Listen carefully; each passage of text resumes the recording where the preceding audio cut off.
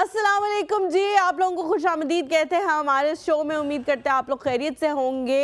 Week का आगाज़ जो है वो हो चुका है और भरपूर सर्दी के साथ हुआ है, तो आप सब ने अपना बहुत ज़्यादा ख्याल रखना है। मैं हूँ आपके साथ हलीमा जुल्फिकार और मेरे साथ मौजूद है सर्दी का मारा हुमायूं से प्यारा आपके सामने पेश है जी। बड़ी सर्दी हो गई है और सर्दी जब हो जाती है तो ज़्यादातर आपने अपने आप को हाइड्रेट भी रखना होता है। हम लोग पानी बहुत कम पीते हैं क्योंकि सर्दियों में दिल नहीं करता पानी पीने का, ना प्यास लगती है, तो हम भूल जाते हैं कि हमने पानी पीना है। एंड हमेशा याद रखिए खाने के दरमियान में पानी पिए, खाने से पहले पिए। दूसरी चीज नायला हक ने भी आपको एक चीज बताई थी which is I am also practicing, it's very good. गर्म पानी सुबह जरूर पिए और रात को सोने से पहले भी गर्म पानी का गिलास जरूर पिए। It is really good for your health. जो है ना बीमार है और एंटीबायोटिक्स ले रहे हैं वो ज्यादा पानी पिए, क्योंकि जब आप एंटीबायोटिक लेते हैं तो आपके बॉडी का ऑलरेडी जो पानी मौजूद होता है वो खुश्क होना शुरू हो जाता है। अच्छा, हम उसको रात पानी में भी ना हलीमा सोने पे हो जाता है सुहागा। रात में भी आपको पानी पीकर सोना चाहिए, बिकॉज आप जब ब्रीदिंग करते हैं तो आपका वाटर जो होता है वो एवेपोरेट हो जाता है आपके मुंह से, ठीक है, और आपके नाक से भी सांस से ब्रेक डाउन होता है।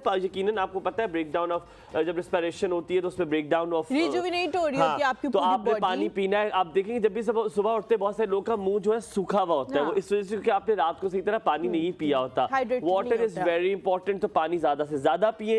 एंड साथ में सर्दी है तो आपने अपने को कवर भी रखना है, अपनी जीन्स के नीचे, अपनी शलवार के नीचे, whatever you are wearing, leg warmer पहने, लेग वार्मर जरूर पहने, because it is very important, वरना सर्दी लग जाएगी। जो मोटरसाइकिल वाले अफराद है वो जरूर ग्लव्स पहने और अपना कोई जरूरत नहीं है आपको हैंड लोशन वगैरह लेने की, गुलाब का अर्क लें, बहुत सस्ता मिलता है, उससे अपने हाथ को चुपड़ लें। या एक और बहुत अच्छी चीज है, दूध के ऊपर जो बलाई होती है उससे अपने हाथों को कर ले, उससे बड़ा बड़ा फिट होता है। दूध के पहली बात तो आजकल वो दूध ही नहीं मिलता, वो मिल जाए तो उसके ऊपर बलाई नहीं आती है। तो अच्छा खैर, लेग वार्मर्स और बॉडी वार्मर्स जो है वो जो लोग पहनते हैं उनको सर्दी लगने के इम्कानात काफी कम होते हैं, क्योंकि आपकी बॉडी जो है वो अंदर से उसके अंदर मतलब जैसे वो टाइट होते हैं ना, तो उसकी वजह से आपकी बॉडी काफी ज्यादा प्रोटेक्टेड हो जाती है। ऊपर आप जितने भी खुले खुले कपड़े पहन लो, खुले खुले स्वेटर्स पहन लो, उससे फर्क नहीं पड़ने वाला। I love your sweater. Thank you so much. Thank you so much. Thank you so much. Do you like my sweater? Yes, I like your sweater. I like your sweater. तो अच्छा, ये हम लोगों ने कोई कोऑर्डिनेशन नहीं की क्योंकि कल था weekend and we were very busy with our families, तो हम रात को कोऑर्डिनेशन करना भूल गए।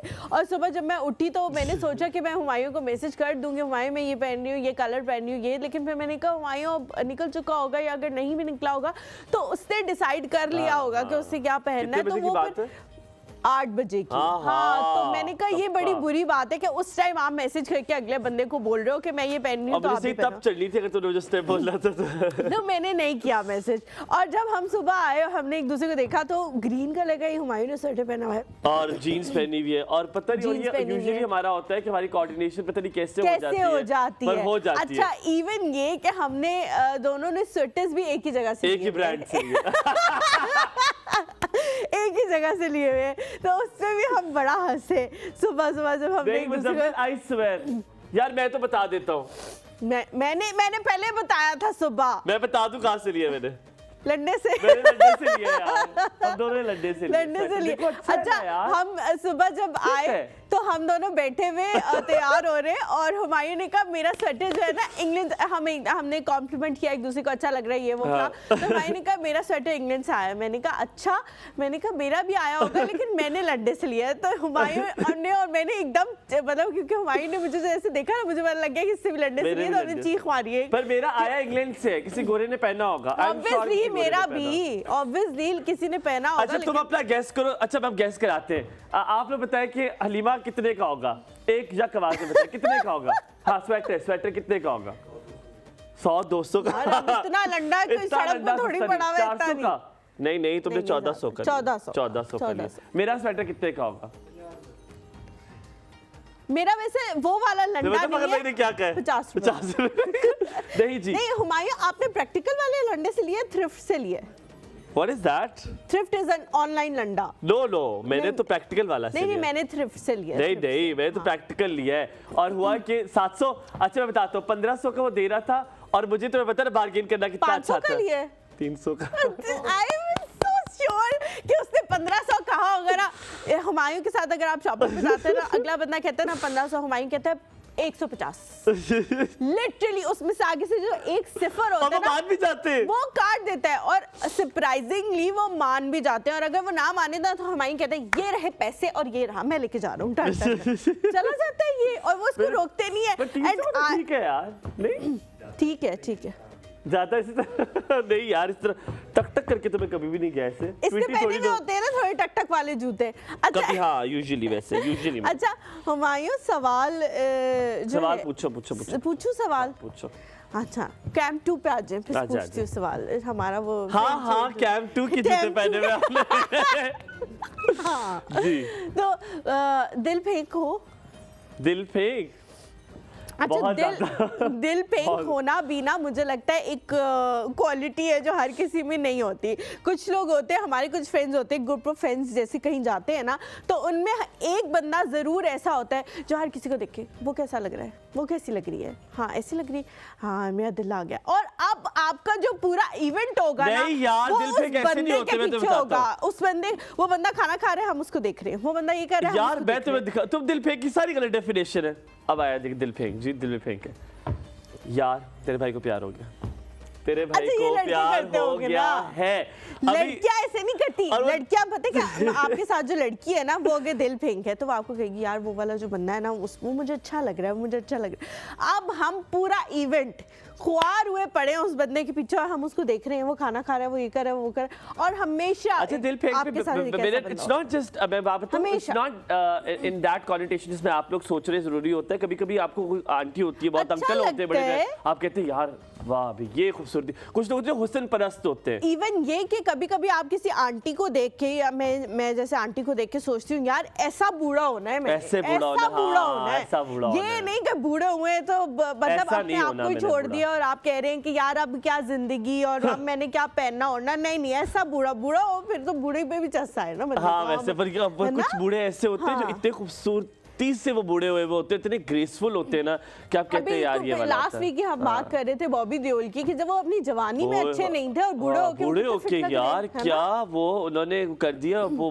बॉबीज क्या है वो आजकल वो चल रहा है, बॉबीज ट्रॉमा है, पता नहीं बॉबीज ट्रॉमा पता नहीं क्या चल रहा है, वो सब कर रहे हैं, वो ग्लास रख के लोग ऐसे कर रहे हैं, ऐसे कर रहे हैं, वो हर जगह लील पे लगा हुआ है। बट द पॉइंट इज कि यू आर वेरी राइट। अच्छा मैं हुस्न परस्त बहुत हूँ, ठीक है, मैं दिल फेंक अच्छा, हुस्न परस्त होना इज अ डिफरेंट थिंग। अल्लाह मियां हसीन है, हुस्न को पसंद करता है, इसीलिए उसने दुनिया तुम करती हो तारीफ, मतलब कोई अच्छी चीज नजर आ जाए बहुत तारीफ करती। कभी-कभी तुम ऐसे इंसान की भी तारीफ करती हो जिनकी तुम्हें लगता है कि तारीफ नहीं करनी चाहिए पर तुम कर देती हो क्योंकि तुम्हें कर देती हूँ यार, क्योंकि अगले बंदे का दिल खुश हो जाता है। और ये जो है ना सबसे बड़ी चीज है कि आप अगले बंदे का दिल खुश कर दो। कभी-कभी मैं अपने आप को भी साइड पे रख के ना अगले बंदे का दिल खुश कर देती हूँ, कोई बात नहीं। अच्छा कुछ लोग को जैसे मैं हूँ, कुछ लोग you are a people pleaser. अच्छा मैं बताता हूँ होता क्या था, जो उनको समझ आ जाए कि लोगों को खुश करने वाला, जो हर वक्त करने वाला, जो अपने आप को भूल के लोगों मैं चाहता हूँ खुश ही रहे यार। मैं होता है कभी-कभी मैं लोगों को कहता हूँ कि यार खुश रहे, तो I am a people pleaser. I am not a people approval कि मुझे उनका चाहिए होता है अप्रूवल अपने लिए कि यार ये मुझे पसंद करें, नहीं, मैं लोगों को खुश रखने के लिए मैं चाहता हूँ कि हर वक्त खुश रहे लोग, मेरे इर्द गिर्द लोग खुश रहे। तो मैं उनको खुश करने के लिए शायद अपने लिए भी थोड़ा सा नुकसान हो जाता है, मेरा वक्त बहुत कीमती होता है, मैं नहीं दे सकता लेकिन मैं दे देता हूँ। मैं कहता हूँ यार चलो ये खुश रहे, साड़ी खैर है, तुसी लंघ जाओ, साड़ी खैर है। अच्छा पर ये कि कुछ लोग अहम नहीं होते, उनको आप अहम बना देते हो। तो वो कहते हैं ना, बड़ा बेहतरीन शेर है, शेर जरा सुनिएगा ऑडियंस। Hello thank you. बड़ा ही जानलेवा है साहब, बड़ा ही जानलेवा है साहब, ये अहम होने का वहम। वाह वाह वाह वाह वाह वाह वाह वाह, यही दोस्त है मेरी एक जो मेरी तारीफ करती है। बाकी ये लोग ये दुश्मन है मेरे, और मैंने अब भी डिसाइड कर लिया। फरहाद भाई आपने भी आज नहीं किया। नहीं उन्होंने कहा है लेकिन बहुत छोटी सी कहा है, बहुत छोटी सी बात थी। ये बाकियों को मैंने लिख लिया नाम मैंने इनका, ठीक है। चलो सामा की भी गिनती कर ले, तो मुंडी उधर फेंकी है ना उसने, चलो इसकी भी काउंटिंग हो गई। कुछ रोबोटिक हरकतें हो गई। तो बाबा thank you Imtiaz, very good, thank you Imtiaz ने मुझे तारीफ किया। हम यहाँ पे लेंगे छोटा सा ब्रेक के बाद वापस आएंगे और आपको मिलवाएंगे अपने मेहमानों से। आपने कहीं नहीं जाना, रहना है हमारे साथ, देखते रहिए एक और सुबह खैर।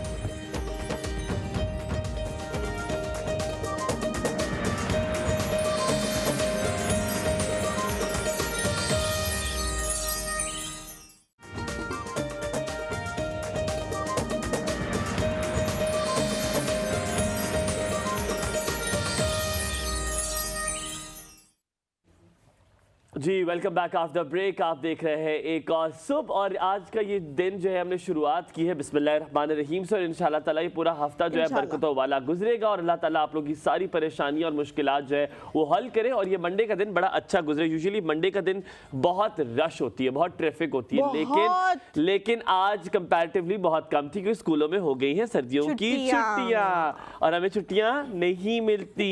ये मैंने रियलाइज कर लिया, तो हमें छुट्टियां नहीं मिलती और मैंने कहा ये वो क्या दिन थे जब सर्दियों की छुट्टियां मिला करती थी। यार सर्दियों की छुट्टियों को छोड़ो, मुझे तो वो दिन याद आते हैं जब दिल करता था छुट्टी करके बैठ जाते थे, पेट में दर्द है, टांग में दर्द है, सर में दर्द है, माँ बाबा कहते थे आप तो अभी भी करती हो, बुखार हो गया है, बीमार हो गई हूँ, मैं उठ नहीं सकी मैं तो वो भी नहीं कर सकता। इंसान इतना झूठा है ये। पर मैं तो वो भी छुट्टी नहीं कर सकता क्योंकि मुझे पता है अगर मैं अगर कहीं मुझे पता है दूसरे ऑफिस से अगर छुट्टी करूँ तो पता चल जाता है कि मैं बीमार नहीं हूँ क्योंकि मैं यहाँ पर आता हूँ, ठीक है, तो कहते हो कि यहाँ ठीक है, वहाँ के बीमार हो जाते हैं। लेडीज एंड जेंटलमैन, आज आपको उनसे मिलवाते हैं। वो कभी कभी कहते हैं ना, हम बचपन में कहते थे मुझे कमर में दर्द शुरू हो गया, गर्दन में दर्द शुरू हो गया, तो हमें तब नहीं पता था कि लेप्रोस्कोपिक भी एक जो है टर्म है जो कि आप ठीक करा सकते हैं। अगर आपका ये पट्टे शट्टे के कमजोर हो गए या कहीं से कड़ाके निकलवाने आपने, और कड़ाके ऐसे नहीं निकलते, वो किसी वजह से निकालते हैं और उससे आपको क्या रिलीफ मिलता है, किसी एंगल से, खास एंगल से निकालने। और वो जो होता है ना, वो आपका कोई कजन ऐसे होता है, कहते हैं यार एक सेकंड रुक मुझे बताता हूँ ऐसे करके, और आपकी गर्दन उधर ही रह जाती है। आप कहते हो यार तूने दर्द निकाल दिया है, तो आपने किसी से नहीं कराना। आज आपको उनसे मिलवाएंगे जिनको आप शायद YouTube पे,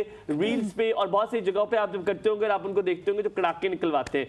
और doctor Kashif is from Maroof international hospital और laparoscopic and general cancer surgeon, general laparoscopic and cancer surgeon भी है और आज हमारे साथ मौजूद है। और आज हम अपने शायद कड़ाके उनसे कहेंगे यार निकाल के तो दिखाएं कैसे निकलते हैं। अस्सलाम वालेकुम, सुबह खैर, कैसे हैं? वालेकुम अस्सलाम, अल्लाह का शुक्र जी, बिल्कुल ठीक हूँ मैं। आपसे तो लोग यही कहते होंगे कि कड़ाके निकाल दें हमारे नहीं, कड़ाके तो नहीं, बेसिकली तो सर्जरी का फील्ड है which is to some extent के ये फिज़िकल डिजीज़ से रिलेटेड होता है और मस्कुलोस्केलेटल से थोड़ा सा मुख्तलिफ है। माय प्राइम एरिया अभी हम आपसे पूछेंगे कि इसमें क्या क्या आता है, लेकिन सबसे पहले आप हमें ये बताएं डॉक्टर काशिफ, आप सुबह उठते कितने बजे?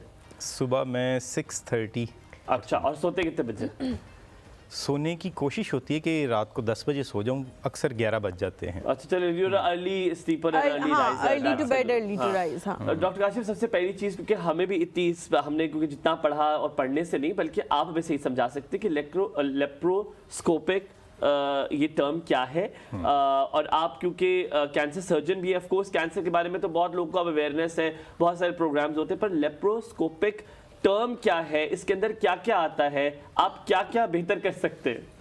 जी, लेप्रोस्कोपिक सर्जरी एक्चुअली एक form of minimally invasive surgery है। इसमें पेट पे छोटे कट लगाए जाते हैं, इन कट की मदद से कैमरा इंट्रोड्यूस किया जाता है और छोटे इंस्ट्रूमेंट्स इंट्रोड्यूस किए जाते हैं। 5 mm और 10 mm के कट्स लगते हैं और जो पेट के अंदर की सर्जरीज़ होती हैं वो हम मिनिमली इन्वेसिव तरीके से कर पाते हैं। इससे फ़ायदे ये होते हैं कि अर्ली रिकवरी होती है, अर्ली बैक टू वर्क होता है, लेस पेन होता है। बड़ा कट जो चीरा लगा के पेट खोल के ऑपरेशंस किए जाते थे। Sorry, I would like to take my words back, मैंने इसको कायरोप्रैक्टर से शायद मिक्स कर दिया, मुझे लगा कायरोप्रैक्टर भी इसी को कहते हैं लेप्रोस्कोपिक को। नहीं, that is different. Oh, that is completely different, completely different. जी कहिएगा। तो फिर उसके कैमरे की मदद से हम सर्जरीज करते हैं। This is the use of the latest technology. We are looking at the screen, we are working on the patient और पेशेंट पे काम करते हुए स्क्रीन पे देखते हुए it's small holes but a bigger view. लेकिन डॉक्टर साहब, पुराने ज़मानों में अगर हम बात करें आज से कोई 30 साल 35 साल पहले, तो जिस तरह आपने कहा कि कट्स जो हैं वो बहुत बड़े लगते थे। अब जैसे गॉल ब्लैडर का ऑपरेशन होना है तो इतना बड़ा कट है जो पूरी ज़िंदगी आपके साथ चलता है। अब 3 जगह पे कहते हैं कि ड्रिल करके या 3 जगह पे एक छोटा कट लगा के सर्जरी हो सकती है। तो जो टाइम स्पैम था उस वक्त और इस वक्त, वो कितना है डिफरेंस है उसमें कि इंसान जल्दी से ठीक हो जाता है? उस वक्त जब आप एक बड़ा कट लगा के करते थे तो कितना टाइम लगता था, ताकि लोगों को इस बात की अंडरस्टैंडिंग हो कि कितनी वास्ट होगी टेक्नोलॉजी, कितना बेहतर है इस तरीके से ऑपरेट कराना? एक्चुअली एक वक्त था कि जिन्होंने गॉल ब्लैडर या पित्ते के स्टोन के लिए ऑपरेशन के लिए आना है, generally they used to get admitted a day earlier. एक दिन पहले दाखिल हो गए, अगले दिन ऑपरेशन होना है, ऑपरेशन होगा, कट लगेगा, कट लगने के बाद एक ड्रेन डला होगा which used to be a common practice, और 3 से 4 दिन मज़ीद हॉस्पिटल में स्टे करते थे। अब अगर हमारे पास कोई फिट पेशेंट है, यानी कि या कंट्रोल्ड कोमॉर्बिड्स हैं, जैसे डायबिटीज़ भी है तो कंट्रोल्ड है, ऐसा कोई पेशेंट आता है तो उसका वर्कअप हम कंप्लीट कर लेते हैं और एनेस्थेटिस्ट से एक दिन पहले दिखा देते हैं। They come early in the morning और आके एडमिट होते हैं, सेम डे सर्जरी होती है और शाम को उनमें से अक्सर डिस्चार्ज होकर घर चले जाते। तो that is called day care surgery. तो अब day care surgery, getting admitted and discharge on the very same day because of minimally invasive procedure, तो that is possible these days, तो हम कर रहे हैं ये। अच्छा डॉक्टर काशिफ, अगर मैं आपको इसको रिलेट करूं कैंसर से, कैंसर स्टार्ट में थोड़ी जगह पर होता है, लेकिन बनते बनते बनते पूरे जिस्म में फैल जाता है। मेरा जो ज़ाती ख्याल है, क्योंकि ऑफ कोर्स आप ज़्यादा बेहतर बता सकते हैं, कि आपने जो बताया कैमरे की मदद से आप अंदर देख सकते हैं कि what is the system at the moment, क्या करंट सिचुएशन है। तो क्या इसी कैमरे की मदद से आप ये भी देख सकते हैं कैंसर कितना फैला हुआ है? क्योंकि मेरी जितनी की इमेजिनेशन आ रही है कि आपने एक ही जगह सुराख किया, आपने कैमरा वहाँ से लेकर गए टू विजुलाइज के अंदर क्या चल रहा है, तो सारा बता सकता है आपको, व्यू सारा पता चल जाता है उस कैमरे से कि अंदर कहाँ कैंसर फैल गया? जी बिल्कुल, इसमें ऐसे है कि जो पेट के अंदर के कैंसर्स हैं, जैसे कि मैदे का कैंसर है, बड़ी आंत का कैंसर है, ये कैंसर्स को हम डायग्नोसिस बनाने के बाद नेक्स्ट स्टेप आता है स्टेजिंग का। स्टेजिंग के लिए हम सीटी स्कैन और बाकी इन्वेस्टिगेशंस कराते हैं, लेकिन कुछ चीज़ें ऐसी होती हैं कि जो स्प्रेड की सीटी स्कैन पे भी नहीं पता लगती हैं। वो होती है कि अगर बिल्कुल स्मॉल सीडलिंग्स हैं, रेत के दानों की तरह फैला हुआ है पेट के अंदर, तो वो सिर्फ देखने से पता चलता है, वो सीटी स्कैन पे या पेट सीटी पे भी पता नहीं लगता। तो जैसे ही कैमरा डालते हैं, छोटे कट से 1 सेंटीमीटर 10 mm का कट होता है, उससे कैमरा डाल के देखते हैं तो सारी स्टेजिंग उससे हमें अचीव हो जाती है। लेकिन डॉक्टर साहब, जब सर्जरी होने वाली होती है तो यूजुअली जो लोग होते हैं फैमिली वाले, उनको बताया जाता है कि इतने घंटे की सर्जरी होगी, जैसे 3 घंटे 4 घंटे इस तरह बताया जाता है। कभी कभी ऐसा होता है कि जब आप कैमरा डालते हो अंदर तो पता लगता है कि जिस तरह आप कह रहे हैं कि वो रेत के दानों की तरह बहुत सारी जगह उसने घेरी हुई है, और अब आपको पता भी लग गया, तो ऐसा भी नहीं हो सकता कि आप कहो कि मैंने तो 3 घंटे की करनी है, उससे ज़्यादा तो मैंने करना नहीं। आपको वो प्रोलॉन्ग करनी पड़ती है और काफ़ी प्रोलॉन्ग हो जाती है, क्योंकि वो बहुत छोटी छोटी चीज़ें आप लोग निकाल रहे होते हैं वहाँ से। उसमें क्या होता है कि जो लोग होते हैं वो परेशान होना शुरू हो जाते हैं बाहर वाले, कि इतना टाइम हो गया, क्या हो गया, बंदा ठीक है, क्या है। कैंसर एक वैसे ही आपको सुनने में ही लगता है कि पता नहीं क्या हो जाएगा और बंदा बचेगा भी या नहीं बचेगा। उस तरह की चीज़ों में क्या करना चाहिए? पहले से उनको बताना चाहिए, थोड़ा सा वेल इक्विप करना चाहिए, क्योंकि लोगों को हमारे यहाँ पता ही नहीं होता कि ये हो क्या रहा है, ज़्यादा प्रोलॉन्ग टाइम क्यों। वो कहेंगे हमारे पे, और खुदा ना खास्ता ज़िंदगी मौत अल्लाह ताला के हाथ में, लेकिन कुछ इस तरह का हो जाए, वो कहेंगे जी अंदर पता नहीं क्या कर रहे थे कि हमारे पेशेंट के साथ ही हो गया। तो थोड़ा सा वेल इक्विप करना पहले पड़ता है, ज़रूरी है ये। जी बिल्कुल, ये बहुत इम्पॉर्टेंट है, बहुत ज़रूरी है बताना कि आप what will be your journey through the surgery, कि जैसे कि ये इतने आप एडमिट होंगे, चेंज ऑफ ड्रेस होगा, फिर उसके बाद आपको ऑपरेशन थिएटर लेके जाया जाएगा, उधर प्री ऑपरेटिव एरिया में आपका स्टे होगा अराउंड हाफ आवर। उसमें क्या क्या करते हैं, ब्लड प्रेशर सारा, आइडेंटिफिकेशन, साइट मार्किंग, ये सारी क्रॉस चेक होंगी, फिर you will be moved into the operation theatre and then this is the expected duration. It can be increased to this much extent, और कम होगी तो इतनी हो सकती है। और फिर then you will stay in the post operative area for इतने number of hours, generally half hour to up to 2 hours लोग स्टे करते हैं पोस्ट ऑपरेटिव एरिया में, जहाँ पे जब वो फुल रिकवर कर चुके होते हैं तभी उनको रूम होश में आ जाते हैं, होश में आते हैं, तो तभी उनको मूव कराया जाता है। और एक इम्पॉर्टेंट बात ये है कि अगर कोई ट्यूब लगी हुई है after the surgery, if the patient knows it before the surgery कि एक ट्यूब लगने का चांस है, and if he finds the tube he takes it normally. Otherwise presence of a single tube coming out of your abdomen, वो भी is taken as कि पता नहीं क्या हो गया है, परेशानी का बड़ा बायस बनती है। If the patient knows it earlier, तो फिर उसको वो ही टेक्स इट नॉर्मली। तो ये awareness increases the confidence level. बिल्कुल जी, हमारे साथ कॉलर हैं एहसन है कराची से। अस्सलाम वालेकुम। जी वालेकुम सलाम, गुड मॉर्निंग। गुड मॉर्निंग जी।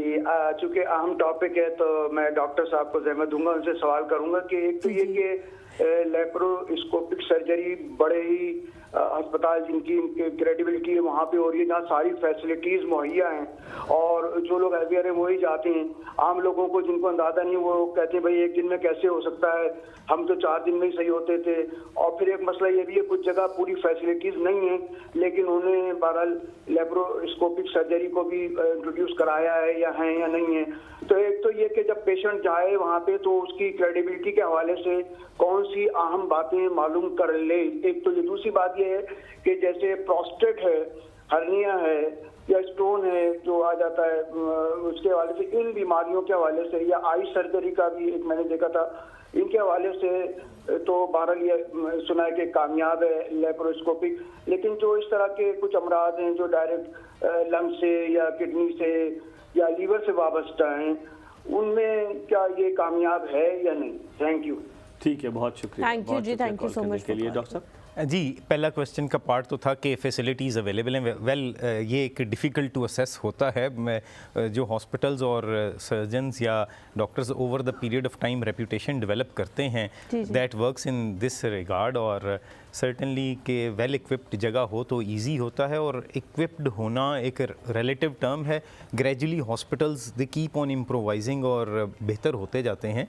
तो टेक्नोलॉजी ने इसमें हमें बड़ा हेल्प किया है। फिर उसके बाद उनकी स्पेसिफिकली था कि किस किस जगह पे टेक्नोलॉजी ने हेल्प किया है। तो सर्टेनली तमाम एस्पेक्ट्स को ही कवर करता है। Laparoscopic surgery minimally invasive surgery का एक कंपोनेंट है। Minimally invasive surgery, laparoscopic surgery से हर्निया सर्जरी हो सकती है, गॉल ब्लैडर की सर्जरी हो सकती है, लिटरली आम तो। और फिर बाकी जो उन्होंने स्टोन डिजीज़ का, उनमें मिनिमली इन्वेसिव सर्जरी के दूसरे एस्पेक्ट्स को यूज़ किया जाता है अदर देन लेप्रोस्कोपिक। हम कोशिश करेंगे कि हम इतने आसान अल्फाजों में लोगों को बता सकें ताकि समझ में आ सके, अंडरस्टैंडेबल आ जाए। ऑफ कोर्स ऐसे टर्म्स मेडिकल के नहीं है जो उसको आप और ले बैन में कर सके। जो टर्म्स है वही उसी में समझाएंगे, लेकिन हम कोशिश करेंगे ताकि सबको समझ आए। हम वापस आके आपसे ये भी पूछेंगे क्योंकि मैं पहले कॉलर ले लेते मेरे ख्याल में, फिर हम पूछते हैं। जी, नूर है जी हमारे साथ। अस्सलाम वालेकुम। वालेकुम सलाम। कैसी हैं आप? मैं ठीक हूँ। मुझे आपसे ये कहना है कि आप बहुत अच्छी लग रही। पता है मेरी अब विंटर के क्या मेरी अब विंटर वेकेशन शुरू हो गई है। मैं बहुत हैप्पी हो गई। आपके शो की वजह से ना मम्मा का सालन जल गया था। हमारे शो की वजह से जल गया था सालन। ओहो, फिर क्या किया? मुझे और कुछ समझ नहीं आई, लेकिन मतलब मुझे समझ आ गई बात। मैं कह रहा हूँ मुझे और कुछ मजे का नहीं लगा। जिस तरह वो लड़खड़ा के बोल रही है इतनी खुश है, और मुझे इतना अच्छा लग रहा है कि वो रुक रुक के बोल रही है, वो हंस भी रही है। I love it. नूर, क्या हाल चाल है मेरी जान? मैं ठीक हूँ, आप कैसे हैं? मैं तो बिल्कुल ठीक ठाक हूँ। आप तो मुझे याद ही नहीं करती हो यार। हलीमा, आप ही को याद करती हो। मैं आप दोनों को याद करती हूँ। हम भी आपको बहुत याद करते हैं। आप अपने फ्रेंड्स को बताते हो स्कूल में कि आपको हम अच्छे लगते हैं? नहीं जी नहीं, अब ये तो झूठ बोल रहे हो। पहले कहने लगी थी नहीं। आप जाके कोई बात नहीं, अब विंटर वेकेशंस के बाद बताना है। कब तक है नूर विंटर वेकेशन? मेरी फ्रेंड बोलती है। मेरी फ्रेंड्स बोलती है जाहिर है। हाँ। नूर, विंटर वेकेशंस कब तक है आपको? अभी मेरी शुरू हो गई है। अब कब तक है ये नहीं पता। 2 जनवरी। ओ यार, लकी यू। आई विश इतनी छुट्टियां मुझे मिले। ओह, जिंदगी में अब कुछ करूं। चलो, ये भी ठीक है। अल्लाह हाफिज। Thank you. अल्लाह करे आप दोबारा उनका सालन ना चले। यहाँ पर हमारे साथ अशरफ साहब है। अस्सलाम वालेकुम अशरफ साहब, सुबह है, क्या हाल है? मेरा नाम शरीफ छिपा है, मोहम्मद शरीफ। माजरत के साथ माजरत शरीफ साहब कहिएगा। तो मुराद टेक्सटाइल मतलब सफाई करने वाले कपड़ों की। अच्छा, मैंने कैंसर का जो है यूनानी इलाज है मेरे पास, और मुझे किसी FRCP डॉक्टर ने बताया। आप दोबारा कहिएगा, अगर आप दोबारा कह दें ताकि मैं समझ आ जाए। और टेलीफोन से थोड़ा सा अगर आप फासला रखेंगे तो आवाज आपकी में सही क्लियर आएगी। आप बताइए जी। अच्छा, मैंने तो आपके 1-2 प्रोग्राम देखे, माशाल्लाह आपकी प्रोग्राम अच्छा लगा। बहुत शुक्रिया। मेरे पास एक कैंसर का इलाज है तिब्बे यूनानी से। और मुझे मतलब एलोपैथिक डॉक्टर मिल गया ना, तिब्बी इलाज है और यूनानी इलाज है, यूनानी इलाज, तिब्बत नबी सल्लल्लाहु अलैहि वसल्लम। ठीक है सल्लल्लाहु अलैहि वसल्लम जी, बताएं। ठीक है, और ये मतलब बात मुत्तफिक है इस इलाज से, डॉक्टर बिल्किस आपने सुना होगा, और भी कुछ मतलब डॉक्टर हैं, तो बहरहाल हो सकता है कि आपके साथ जो डॉक्टर बैठे हैं उनकी रिसर्च ना हो। अच्छा, लेकिन ये कि मैंने इस पर रिसर्च की है ना। अच्छा अच्छा, तो उसमें ये एक बूटी आती है, दमासा बूटी। अच्छा ठीक है, दमासा बूटी सूखी जड़ें होती हैं, और उसको जो है तकरीबन आधे घंटे तक पानी में बॉईल करते हैं। अच्छा, 5 किलो पानी में, ठीक है, 5 लीटर पानी में, सॉरी, ठीक है, तो आधे घंटे मतलब बॉईल करने के बाद उसको ठंडा करने के लिए रख देते हैं। ठीक है, और फिर उसको जो है मरीज की रिपोर्ट्स देख के, एक तो शकील साहब इस्लामाबाद में, उन्होंने अपनी वाइफ का इलाज भी इसी तरह किया था। शरीफ भाई मुझे एक बात बताइएगा, आपकी बात काट रहा हूँ, कोताही माफ़ी, आपकी रिसर्च बहुत है, आप यकीनन बड़े तजुर्बाकार हैं, आप इस बात को मानते हैं कि अगर केला आप खाते हैं या माल्टा आप खाते हैं जो आपके लिए मुफीद है, हो सकता है वो मेरे लिए मुफीद ना हो सकता है मुझे उस चीज़ से किसी चीज़ से एलर्जी हो, या हो सकता है मेरे लिए वो इतना नुकसानदेह हो कि कभी कभी आप देखते हैं कि एक कहवा एक बंदे ने पिया वो ठीक हो गया, दूसरे बंदे को उससे और खांसी शुरू हो जाती है। मानते हैं इस बात को? देखिए, आप मुझे अपना व्हाट्सएप नंबर दे देंगे ना, तो आपका या आपके प्रोड्यूसर का जो भी, ठीक है, परफेक्ट, अभी दे देते हैं। ये भी एक बड़ा सवाल पैदा होता है हलीमा कि हम जैसे आपको एक टोटके से आपको आराम आ गया हो या आपको माशाल्लाह आप ठीक हो गए हो, दूसरे बंदे को हो सकता है वो इतनी बुरी तरह रिएक्ट करे या कुछ ऐसी हो जाए, तो यू कांट से कि it is one good is right for you, another good is right for me as well, नहीं हो सकता। डॉक्टर साहब, इस हवाले से आप क्या कहेंगे? ये जो हमारी होती है, लेकिन हम थोड़ा सा ब्रेक लेते हैं, उसके बाद जब वापस आएंगे तो आप लोगों के सवालों को शामिल करेंगे। कहीं में जाएगा हमारे साथ।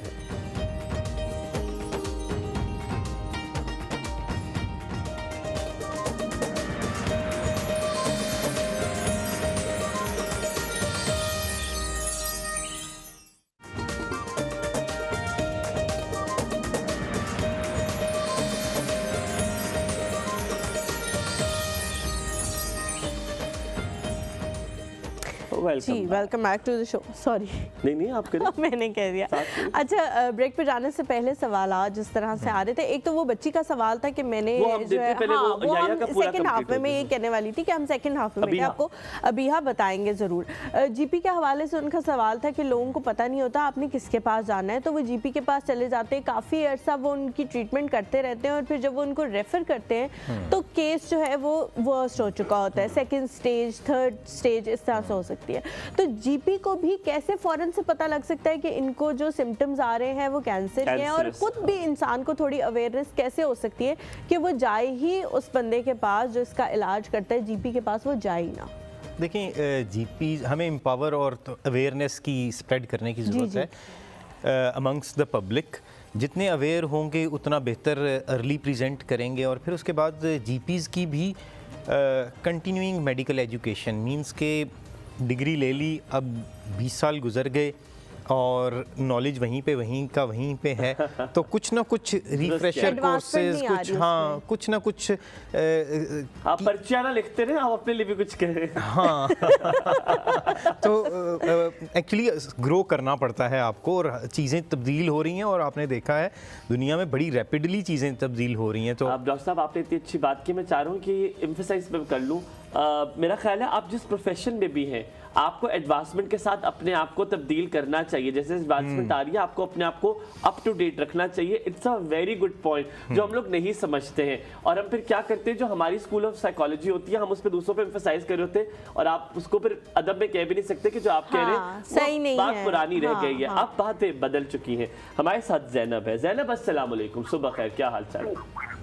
वालेकुम अस्सलाम, ठीक ठाक। पहले तो आप लोगों की तारीफ बहुत बहुत बहुत प्यारे लग रहे हैं, और दूसरा शो इतना अच्छा कर रहे हैं कि मजबूरन जो है ना मुझे देखना भी पड़ रहा है और कॉल भी करनी पड़ती है। अच्छा जैनब, आपको बताओ, कभी कभी हम डर जाते हैं जब हम लेप्रोस्कोपिक या कैंसर सर्जन, आप टीवी की आवाज़ प्लीज बंद कर दें, जब हम ऐसे हम बुलाते तो हमें वो सुनिएगा, हमें एक डर लग जाता है कि जो रेटिंग की दौड़ होती है, लोग कहते हैं कि ओहो इन्फॉर्मेशन वाला शो कर रहे हैं, कौन देखेगा, पर आप लोग का प्यार जब मिलता है तो हम कहते नहीं लोग देखना चाहते हैं, आप दिखाना नहीं चाह रहे, क्योंकि ये काम मुश्किल आप कर नहीं सकते। बहुत शुक्रिया सर, बात सुने मेरी। मैं सवाल डॉक्टर साहब से करना चाह रही थी। जरूर करें जैनब।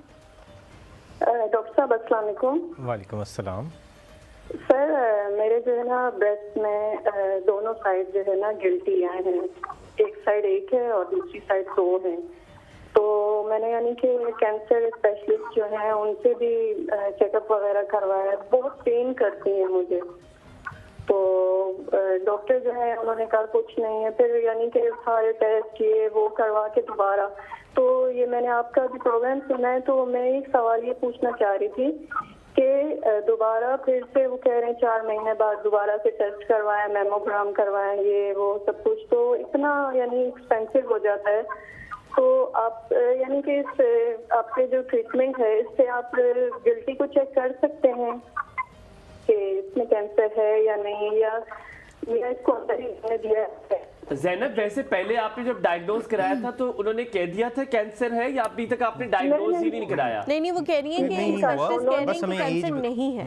नहीं है? नहीं, उन्होंने कहा कि नहीं है, पेन जो हो रहा था उसकी मैंने मेडिसिन ली है, मैंने 4 महीने मेडिसिन कहा। एज बता दें फिर मैं आपसे। उम्र बता दें। ज़ैनब आप एज बताएं। 44। ठीक है ज़ैनब, जो गिल्टियाँ हैं इनका साइज बढ़ रहा है। ठीक है ज़ैनब, हम बताते हैं। ठीक हो गया। मिसेस शफीक हैं जी हमारे साथ। शकील, मिसेस शकीला, अस्सलाम वालेकुम। अस्सलाम वालेकुम हलीमा, क्या हाल है? ठीक है, बिल्कुल ठीक, आप कैसी हैं? अल्हम्दुलिल्लाह ठीक ठाक मैं हूँ। तो हुमायूं भी गराई, लेकिन आपको पहले सलाम। बहुत शुक्रिया। हुमायूं के सारे जानने वाले मेरे से बहुत प्यार करते हैं, सारे जो इनके गराई हैं सब लोग मेरे से बहुत प्यार। जी गराइयों, क्या हाल है? ठीक क्यों? अल्हम्दुलिल्लाह। ना पहाड़ी बोले हलीमा माइंड कर जाती। नहीं, मैं बिल्कुल भी माइंड नहीं करती, मैं समझने की कोशिश कर रही हूँ। आप है कहाँ से? मैं रावलपिंडी से बात कर रही हूँ और बहुत जबरदस्त आपका शो, बेहतरीन। बहुत शुक्रिया। मैं आपको पहले भी कॉल करके बताया था, मैंने कभी किसी मॉर्निंग शो में कॉल नहीं किया था। बहुत आज आपके डॉक्टर साहब आए हुए, इनसे डॉक्टर साहब की फील्ड से रिलेटेड तो नहीं है क्वेश्चन, लेकिन मैंने थोड़ी सी इनसे गाइडलाइन लेनी है। अस्सलाम वालेकुम डॉक्टर साहब। वालेकुम अस्सलाम। डॉक्टर साहब, मेरा बेटे का क्लास फेलो है, स्कूल फेलो है, तो उसका बोन नैरो ट्रांसप्लांट डॉक्टर ने बताया है। तो उसके लिए मेरे बच्चे ने, क्लास फेलोज ने, उसकी फैमिली ने फंड रेजिंग की, फाइनेंशियली वो इस पोजीशन में नहीं है कि वो करवा सके, तो उनने 50% उसका अमाउंट इकट्ठा कर लिया है। अच्छा, अब इस सिलसिले में आपका हॉस्पिटल या आप उसकी कोई हेल्प कर सकेंगे? इस सिलसिले में मुझे आपसे गाइडलाइन चाहिए थी। अच्छा, मैं एक बात पूछूं, Mrs Shakeel, why is he not asking for government hospitals? Bone marrow transplant doctor साहब को पता है कि उसका कॉस्ट इतनी आती है? हाँ, गवर्नमेंट में भी बहुत ज्यादा है, उसकी कॉस्ट बहुत ज्यादा है बेटा। आप कह ठीक रही हैं, लेकिन मैंने क्योंकि एक जानने वाले हैं, उन्होंने ही गवर्नमेंट हॉस्पिटल से कराया है, हो सकता है मेरी हॉस्पिटल से मैं उनको बता दूंगी, वो चेक कर लेंगे वहाँ से। बेनजीर भुट्टो हॉस्पिटल से।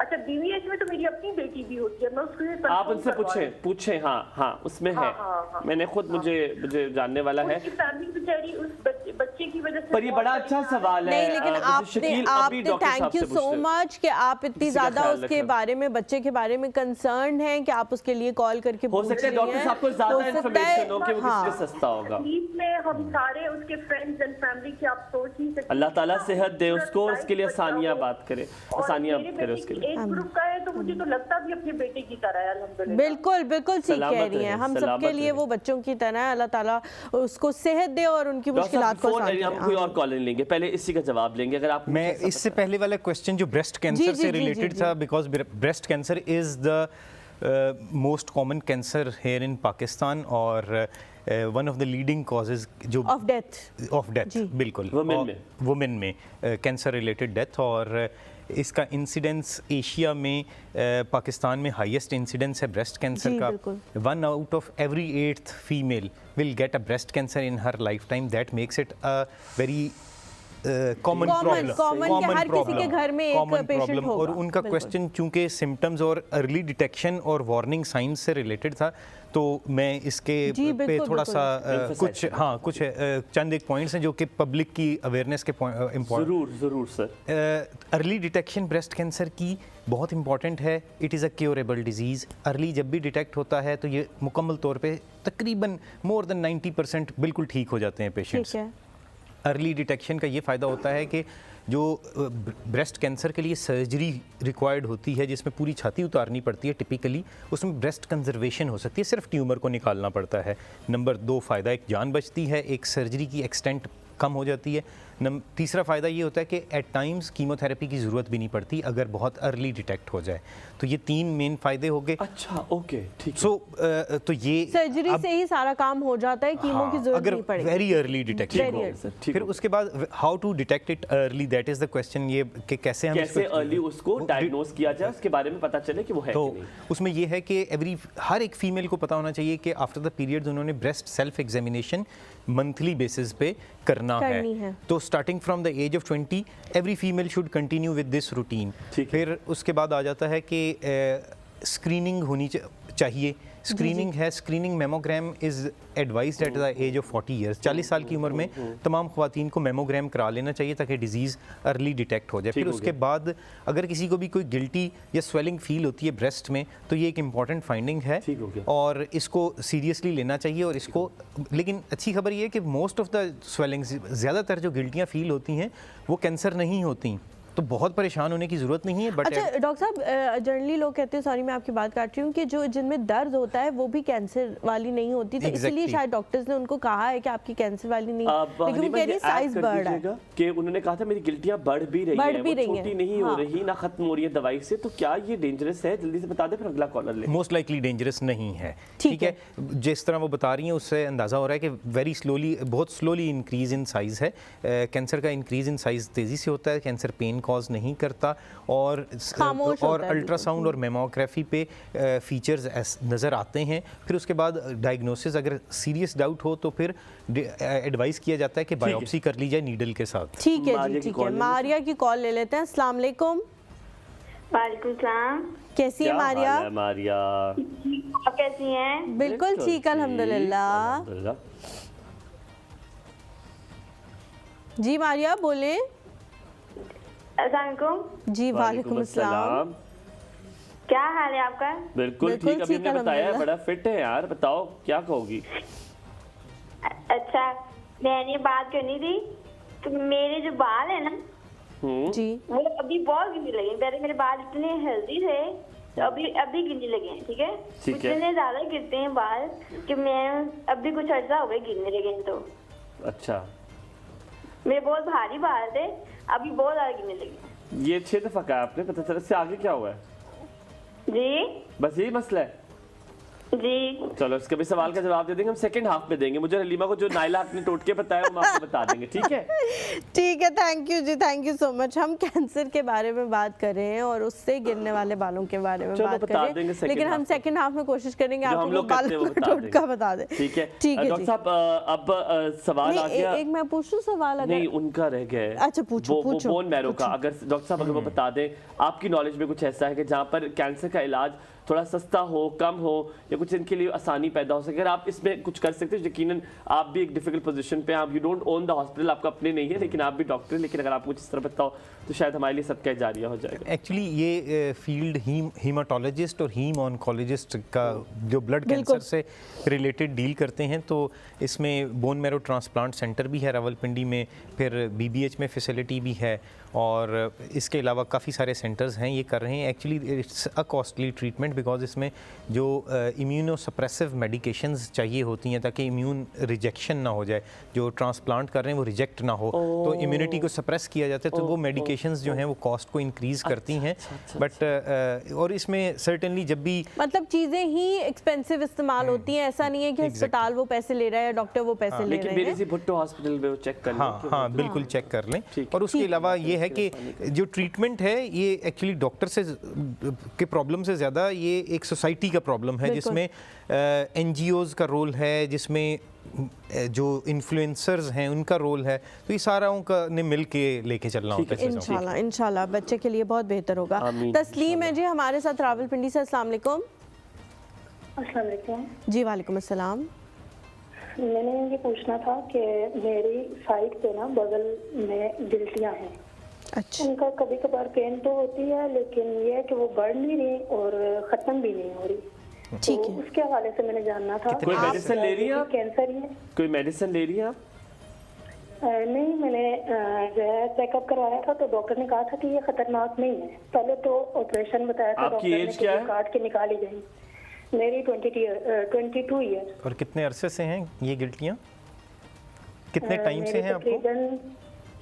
तकरीबन इनको 3-4 साल हो गए। ठीक हो, ठीक है जी, थैंक यू अल्लाह ताला आपको सेहत नहीं बस दे। एक्चुअली अगर कोई चीज़ 3-4 साल से है तो ये सिर्फ टाइम ड्यूरेशन ही हमें इंडिकेट कर देता है कि ये कोई खतरनाक चीज़ नहीं है। आमतौर पे जो बगल में गिल्टियाँ बनती हैं अगर स्किन के पास हैं तो वो मिसेस नबील है हमारे साथ, लेते फिर बताते हैं। मिसेस नबील अस्सलाम वालेकुम। वालेकुम अस्सलाम। अपनी टेलीविजन की आवाज़ बंद कर दें ताकि आप हमें सुन सकें और हम आपको प्रॉपर्ली सुन सकें। जी कहिएगा। मेरे ना स्टमक का बहुत बड़ा मसला है, मुझे समझ नहीं आती। मैंने एंडोस्कोपी भी करवाई है लाहौर गंगाराम हॉस्पिटल से। क्या मसला है मिसेस नबील आपको?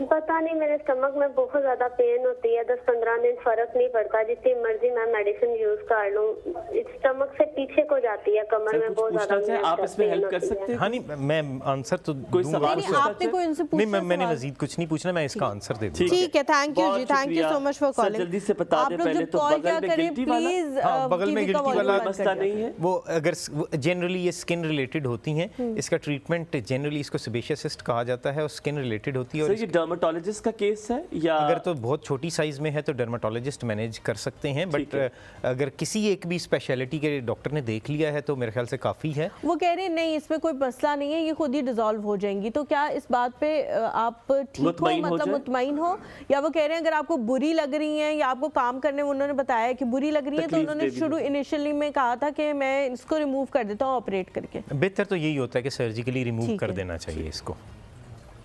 ठीक है, ठीक है। अच्छा डॉक्टर साहब, स्टमक और एंडोस्कोपी हाँ करवा ली है, अब ये है कि लोगों को पेट के ऊपर वाले हिस्से में दर्द या डिस्कम्फर्ट आती है जो कि खाने के बाद होती है। तो इस सिचुएशन में मैदे का अल्सर एक इम्पॉर्टेंट चीज़ होती है जो कि एंडोस्कोपी से डायग्नोज होती है, और अल्ट्रासाउंड पे गॉल ब्लैडर या पित्ते की पथरी को देख लेना, असेस कर लेना ज़रूरी होता है, क्योंकि ये दोनों डिजीज़ इंटर रिलेटेड होती हैं, एक दूसरे को वर्स बनाती हैं, तो बुरा बनाती हैं और सीवियर होती हैं। तो पित्ते की पथरी का तो सिंपल सोल्यूशन है, एक सर्जरी है जो कि गॉल ब्लैडर को निकाल देना ही उसका आंसर होता है। तो उससे एज अ कैंसर स्पेशलिस्ट मैं आपसे 2 चीज़ें जानना चाहूँगा। मैं चाहूँगा ब्रेक अगर हम लेंगे उसके बाद आप आके बताइएगा सर, एट द मोमेंट खुदा ना खास्ता जिसको कैंसर है, तब एक कैंसर पेशेंट को क्या करना चाहिए, उसके इर्द गिर्द कम्युनिटी को क्या करना चाहिए, और पोस्ट कैंसर जब कीमोथेरेपी खत्म हो गई है फिर क्या होना चाहिए? क्या इज इट स्टिल डेंजरस कि आपको दोबारा कैंसर हो सकता है? क्या कुछ एहतियाती तदाबीर लेनी है? तो एज अ कैंसर सर्जन ये बड़ा इंपॉर्टेंट होता है कि उस वक्त कम्युनिटी को क्या करना है, कैंसर पेशेंट को क्या करना है, और पोस्ट कैंसर क्या करना है, हम पूछेंगे। लेकिन यहाँ पर हम ब्रेक ले रहे हैं। जी ब्रेक लेते हैं। ब्रेक के बाद वापस आते हैं, कीमत जाएगा, रहिएगा हमारे साथ। सुबह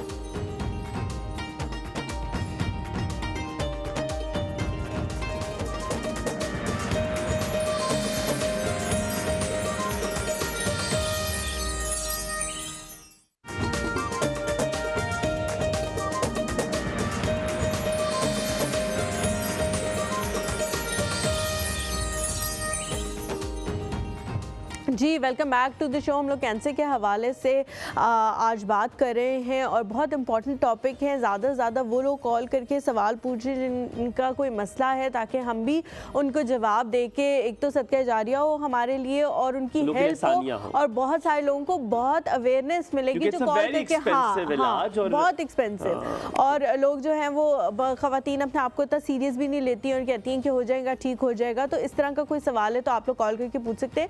अच्छा डॉक्टर साहब, साहब मेमोग्राफी के हवाले से जब भी अवेयरनेस आती है या जब भी हम इसके बारे में बात करते हैं तो कहा जाता है कि जिनकी फैमिली में है या समथिंग लाइक दैट तो वो 40 साल के बाद अपनी मेमोग्राफी कराएं हर साल। लेकिन मैंने पिछले दिनों ये बात सुनी कि जी mammography itself is a very painful procedure. तो मेमोग्राफी एक तो आपने बताना है कि क्या है और ये कराना जो है क्यों ज़रूरी है 40 साल से बड़ी उम्र की ख़वातीन के अंदर जिनके फैमिली हिस्ट्री भी है और अम्मी को भी था, 2 3 4 बहनें जिनमें से भी 1 2 को है, तो फिर आपके लिए ये क्यों इम्पोर्टेंट हो जाता है कि आप अपना ख्याल रखो और मेमोग्राफी कराओ? हाँ, इसमें एक तो ये कि जो 40 साल का एज का ये नंबर है ये तमाम ख़वातीन के लिए है, ये उनके लिए नहीं है जो इनकी फैमिली में ब्रेस्ट कैंसर है। ये सबके लिए, सब कराएं हर साल? सब हर साल नहीं, ओके 40 पे करवाना है। ठीक है। उसके बाद मुख्तलिफ मुल्कों में मुख्तलिफ गाइडलाइंस बनी हुई हैं। Generally 3 years is fair enough, 3 साल बाद रिपीट करना फेयर इनफ है।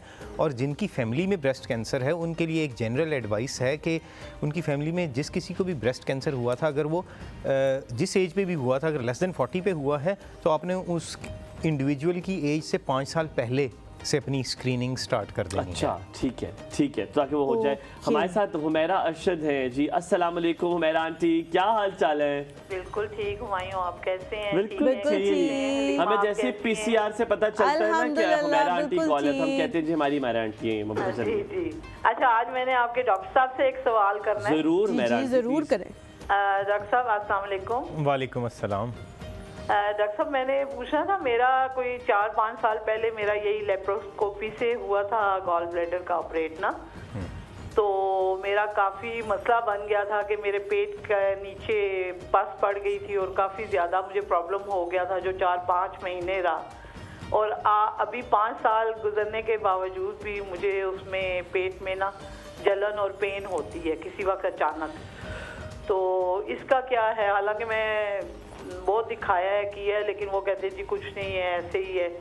तो मुझे मतलब नॉर्मली तकरीबन ज़्यादा दिन के टाइम ज़्यादा जैसे चलते फिरते में काफ़ी पेन होती है, चुभन होती है। तो वो ये किस वजह से है, ये क्या है इसका? तो आपको मेरा तो बहुत बुरा एक्सपीरियंस है लेप्रोस्कोपी का। सही।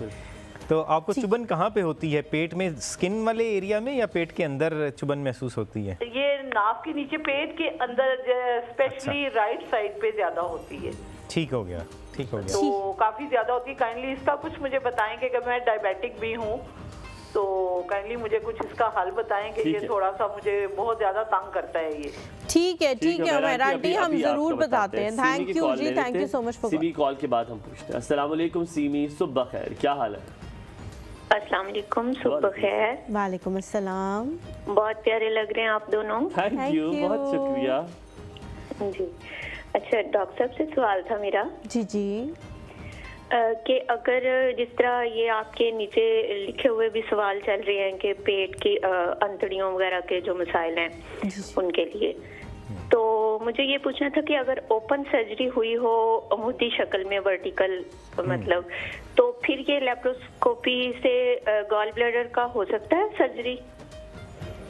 फिर भी हो सकती है, टेक्निकली पॉसिबल है, अच्छे चांसेस होते हैं। लेकिन जो कन्वर्जन टू ओपन यानी कि अगर कट लगा के करने की थोड़ा सा इंसिडेंस बढ़ जाता है, यानी कि चांसेस होते हैं कि हर वक्त हमें ऑप्शन रखनी पड़ती है कि कैमरे से अगर नहीं पॉसिबल होगा तो हम कट लगा के ओपन करके सर्जरी करेंगे, ये ऑप्शन रखनी पड़ती है, लेकिन पॉसिबल है। ठीक है जी, बहुत शुक्रिया। इधर डॉक्टर जी यही कहते हैं कि ये ओपन ही करनी पड़ेगी, इस तरह नहीं हो सकती। अगर देखें इसमें फिर सीटी स्कैन करके हम देख लेते हैं कि आंत नीचे चिपकी हुई है कि नहीं। अगर तो लगी हो तो फिर ओपन ही करना पड़ता है, अदरवाइज फिर लेप्रोस्कोपिक कर सकते होते हैं। ऑप्शन है, इंडिविजुअल टू इंडिविजुअल केसेस में वेरी करता है, लेकिन इन जनरल टेक्निकली पॉसिबल है, डिफ़िकल्ट ज़रूर है। Thank you Seemi for calling. Humaira ji का सवाल का जवाब देते हैं। उनकी लेप्रोस्कोपी हुई है और वो कहती मेरी एक्सपीरियंस अच्छा नहीं है गॉल ब्लैडर का, तो उसका वो चुभन हो रही है उनको लेफ्ट ऑन द साइड। हाँ जी, देखें ये जो स्कार रिलेटेड प्रॉब्लम्स होते हैं, तो अगर ओपन सर्जरी होती शायद इससे ज़्यादा चुभन रहती। अच्छा। हाँ, तो क्योंकि उसमें कट बड़ा लगता है। हाँ, जो ट्रॉमा है, मतलब कि सर्जरी इटसेल्फ एक ट्रॉमा है कि काटा जा रहा है तो ज़ख़म बनता है, अंदर भी ज़ख़म बनता है। लेप्रोस्कोपिक सर्जरी में ये कम होता है, ओपन सर्जरी में ये ज़्यादा होता है। और लेकिन बाद में फिर जो लिमिटेड हमारे पास इमेजिंग यानी कि अल्ट्रासाउंड और सीटी स्कैन है, उससे इन्वेस्टिगेट किया जा सकता होता है। और ये इंडिविजुअल टू इंडिविजुअल वेरी करता है, इन्वेस्टिगेट होने की ज़रूरत है कि क्या पेन का रीज़न है। हमारे साथ यासिर है जी, अस्सलाम वालेकुम। हेलो जी, अस्सलाम वालेकुम। जी वालेकुम अस्सलाम।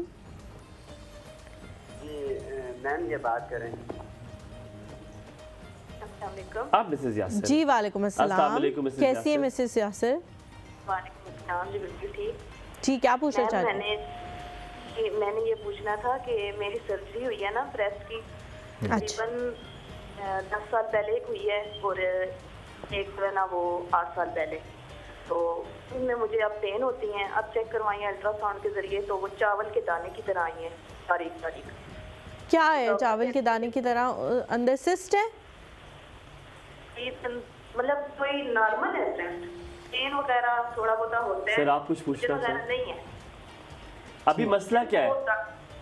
मसला ये है कि मुझे ब्रेस्ट में पेन होती है और मेरी बगल में भी है और बाजू में पूरा स्वेलिंग हो जाता है, दर्द होती है। और आपका जो ऑपरेशन हुआ था वो कैंसर का था? आपके अंदर ब्रेस्ट कैंसर था, उसका हुआ था आपका ऑपरेशन? नहीं, ब्रेस्ट कैंसर नहीं था, गिल्टी थी ना, वो उन्होंने निकाल सिस्ट थी, वो रिमूव की गई थी। ठीक है, एक 10 साल पहले और एक 8 साल। मिसेस यासिर, आपकी अभी एज क्या है? अभी मेरी एज 36।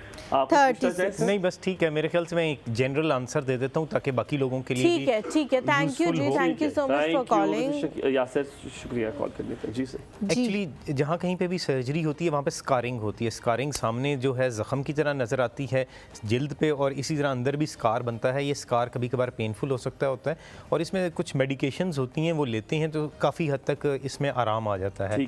जहाँ तक उन्होंने बाजू की स्वेलिंग का बताया, तो उसमें कुछ लोगों को ब्रेस्ट सर्जरी या बगल की सर्जरी के बाद बाजू की स्वेलिंग हो सकती होती है, तो उसमें इम्पॉर्टेंट ये होता है कि मसाज करें एटलीस्ट वंस अ वीक। उसकी रीज़न क्या होती है डॉक्टर साहब? अगर तो ब्रेस्ट कैंसर के लिए सर्जरी हुई है तो बगल में लिम्फ नोड्स को निकालते हैं, तो जो ड्रेनेज होती है वो उसका पाथवे ड्रेनेज इफेक्ट का पाथवे इफेक्ट हो जाता है थोड़ा सा, जिसकी वजह से स्वेलिंग आ सकती होती है। स्वेलिंग जो है उसके लिए केयर ये है कि मसाज करें ऊपर की तरफ को और वंस अ वीक करें। उसके बाद अगर बैठे हुए हैं, जैसे ये बाजू मैंने इधर रखा हुआ है, थोड़ा सा एलिवेटेड रखें और बीच में थोड़ी बहुत फिजियोथेरेपी ये है कि हाथ ऊपर उठा के थोड़ी सा इस तरह एक्सरसाइज कर लें।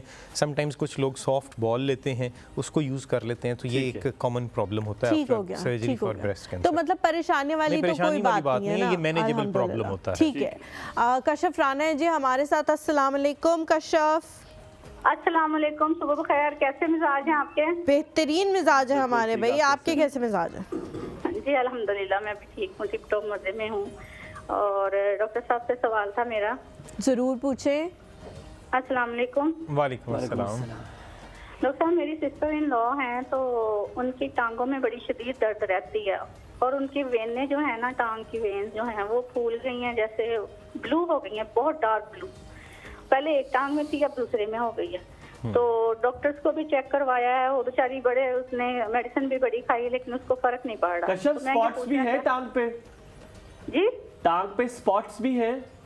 हाँ जी, और वो ना उन पे पहले एक टांग में थी, अब वो वेन्स दूसरी टांग में भी ऐसे ही हो गई है, दूसरी टांग में। हाँ, और वो स्वेल भी हुई है, स्वेल भी हुई है। स्वेल हुई है डॉक्टर। हाँ जी, वो कहते हैं ब्लड सर्कुलेशन नहीं होती। अम्मी को है या अब्बू को है? अम्मी को है ना? चलिए ठीक है। ये डॉक्टर कहते हैं ब्लड सर्कुलेशन नहीं होती। मैं ये पूछना चाह रही थी, खुदा ना खास्ता ये कैंसर के सिम्टम्स तो नहीं है? डॉक्टर ने कहा है कि उनके हार्ट की वजह से है या मुझे बताना पड़ेगा। ठीक है जी, thank you so much Kashaf for calling. बहुत बहुत शुक्रिया। देखें, एक तो उन्होंने बताया कि लेग्स की वेन्स जो हैं वो फूल जाती हैं इसमें और प्रोमिनेंट है और डायलेटेड होती हैं, यानी कि फूली हुई हैं, लेंथ में बढ़ जाती हैं और टॉर्चियस हो जाती हैं, यानी कि ऐसे ऐसे कोर्स हो जाता है। और स्किन पे पिगमेंटेशन आती है, इसको वेरिकोज वेन्स कहा जाता है। स्वेल बिल्कुल सूजी होती है, वेरिकोज वेन्स कहा जाता है इसको। इसमें सबसे पहले ये सुपरफिशियल हमारी वेन्स जो लेग से आती हैं सुपरफिशियल और डीप होती हैं, यानी कि स्किन के नीचे और बिल्कुल डेप्थ में जा रही हैं, ये 2 ग्रुप्स में होती हैं। तो जनरली ये सुपरफिशियल जो ऊपर वाली वेन्स हैं उनका इशू होता है। और इसमें इम्पॉर्टेंट ये होता है कि डीप वेन्स का एक अल्ट्रासाउंड करके देख लिया जाता है कि वो हैं कि नहीं, ठीक हैं कि नहीं। अगर वो ठीक हों तो फिर इसके लिए सर्जरी की जा सकती होती है, लेकिन इन सब से पहले लाइफस्टाइल एडवाइस होती है कि आपने अपने लाइफस्टाइल को चेंज करना है। उसमें ये आता है कि कुछ लोगों का दिन में का बड़ा हिस्सा खड़े होने में गुजरता है, उनसे प्रोफेशन से रिलेटेड होता है या उनकी डेली एक्टिविटी से रिलेटेड होता है, तो वो ज़्यादा देर खड़े रहने को अवॉइड करना है। फिर उसके बाद आपने जब बैठना है तो सामने एक स्टूल रख लें, उस पे लेग रख के और फिर लेग की ये एक्सरसाइजेज करेंगे तो स्वेलिंग रिड्यूस होगी। और इफ़ किस डॉक्टर को चेक कराएं, कौन है उनका शाफी? जनरल सर्जरी के स्पेशलिटी में के पास चले जाएं? नहीं, सर्जन के पास जाए, किसी सर्जन के पास जाए। हाँ। तो वो अगर सर्जरी कह देता है वो they don't want to go for surgery, वो सर्जरी नहीं करवाना चाहते। हाँ, इसमें देखें सर्जरी डायरेक्ट कहनी भी नहीं चाहिए। और इसमें सबसे इंपॉर्टेंट चीज़ ये है कि लाइफस्टाइल चेंज, मॉडिफिकेशन, कोई क्रीम, कोई मेडिसिन, कोई ऐसी चीज़ जिससे वो बेहतर होती है? नहीं, क्रीम और मेडिसिन से बेहतर एक टैबलेट है जिससे थोड़ी सी वेन्स में टोन इंक्रीज होती है, वो स्टार्ट की जा सकती होती है। लेकिन सबसे इंपॉर्टेंट रोल लाइफस्टाइल मॉडिफिकेशन का है कि कैसे उन वेन्स के ऊपर जो प्रेशर है बाय ग्रेविटी आ रहा है उसको कम किया जाए, क्योंकि सर्जरी भी कर देंगे तो ये दोबारा होने का मैं सिर्फ इसी सवाल से अगर हलीमा इजाज़त है, अगर मैं खड़ा भी हूँ तो मैं पूरा दिन खड़ा तो मुझे नहीं होता, उनको क्यों हो रहा है? That's a question. हाँ, ये अच्छा सवाल पूछा, क्योंकि वो बहुत सालों से बहुत देर के लिए खड़े हुए हैं, आप नहीं ऐसे खड़े डॉक्टर हैं। हाँ, ये भी एक फैक्टर है। आप है। देखो, आप थोड़ी अगर खड़े होते भी हो तो आपकी लाइफ में, क्योंकि मुझे भी इस मसले का पता है, एक तो कोलेस्ट्रॉल वालों को होता है, हार्ट, बट मैं भी पूरा दिन खड़ा रहता हूं, मुझे तो कभी कुछ नहीं होता। हो जाएगा, देखो अभी तो you are a young man now, you are very young. अच्छा बताइए क्या मसला है, क्यों है उनको? कुछ को होता है, कुछ को नहीं होता। हाँ, ये एक्चुअली होता है कुछ लोगों की कोलेस्ट्रॉल की वजह से होता है। जेनेटिकली वेन्स जो हैं उनमें कनेक्टिव टिश्यू, उनमें इलास्टिसिटी थोड़ी कम होती है, थोड़ा सा कंपोजिशन में डिफरेंस होता है। ठीक है। Thank you so much doctor साहब फॉर कमिंग। बहुत अच्छा लगा आपसे बात करके। उम्मीद करते हैं कि बहुत सारे लोगों को आपके नॉलेज से बहुत ऐसे हसमुख कैंसर सर्जन मैंने पहली बार देखे। उनके बहुत सारी प्रॉब्लम्स खत्म हुई होंगी और यकीनी तौर पे वो आपके लिए बहुत दुआ करेंगे। हम भी आपके लिए हमेशा दुआ गो रहेंगे और दोबारा भी आपको दावत देंगे अपने शो में। हम यहाँ पे एक छोटा सा ब्रेक लेते हैं, ब्रेक के बाद जब वापस आएंगे हमारे साथ मौजूद होंगे नए मेहमान। कहीं मत जाइएगा, हमारे साथ रहे।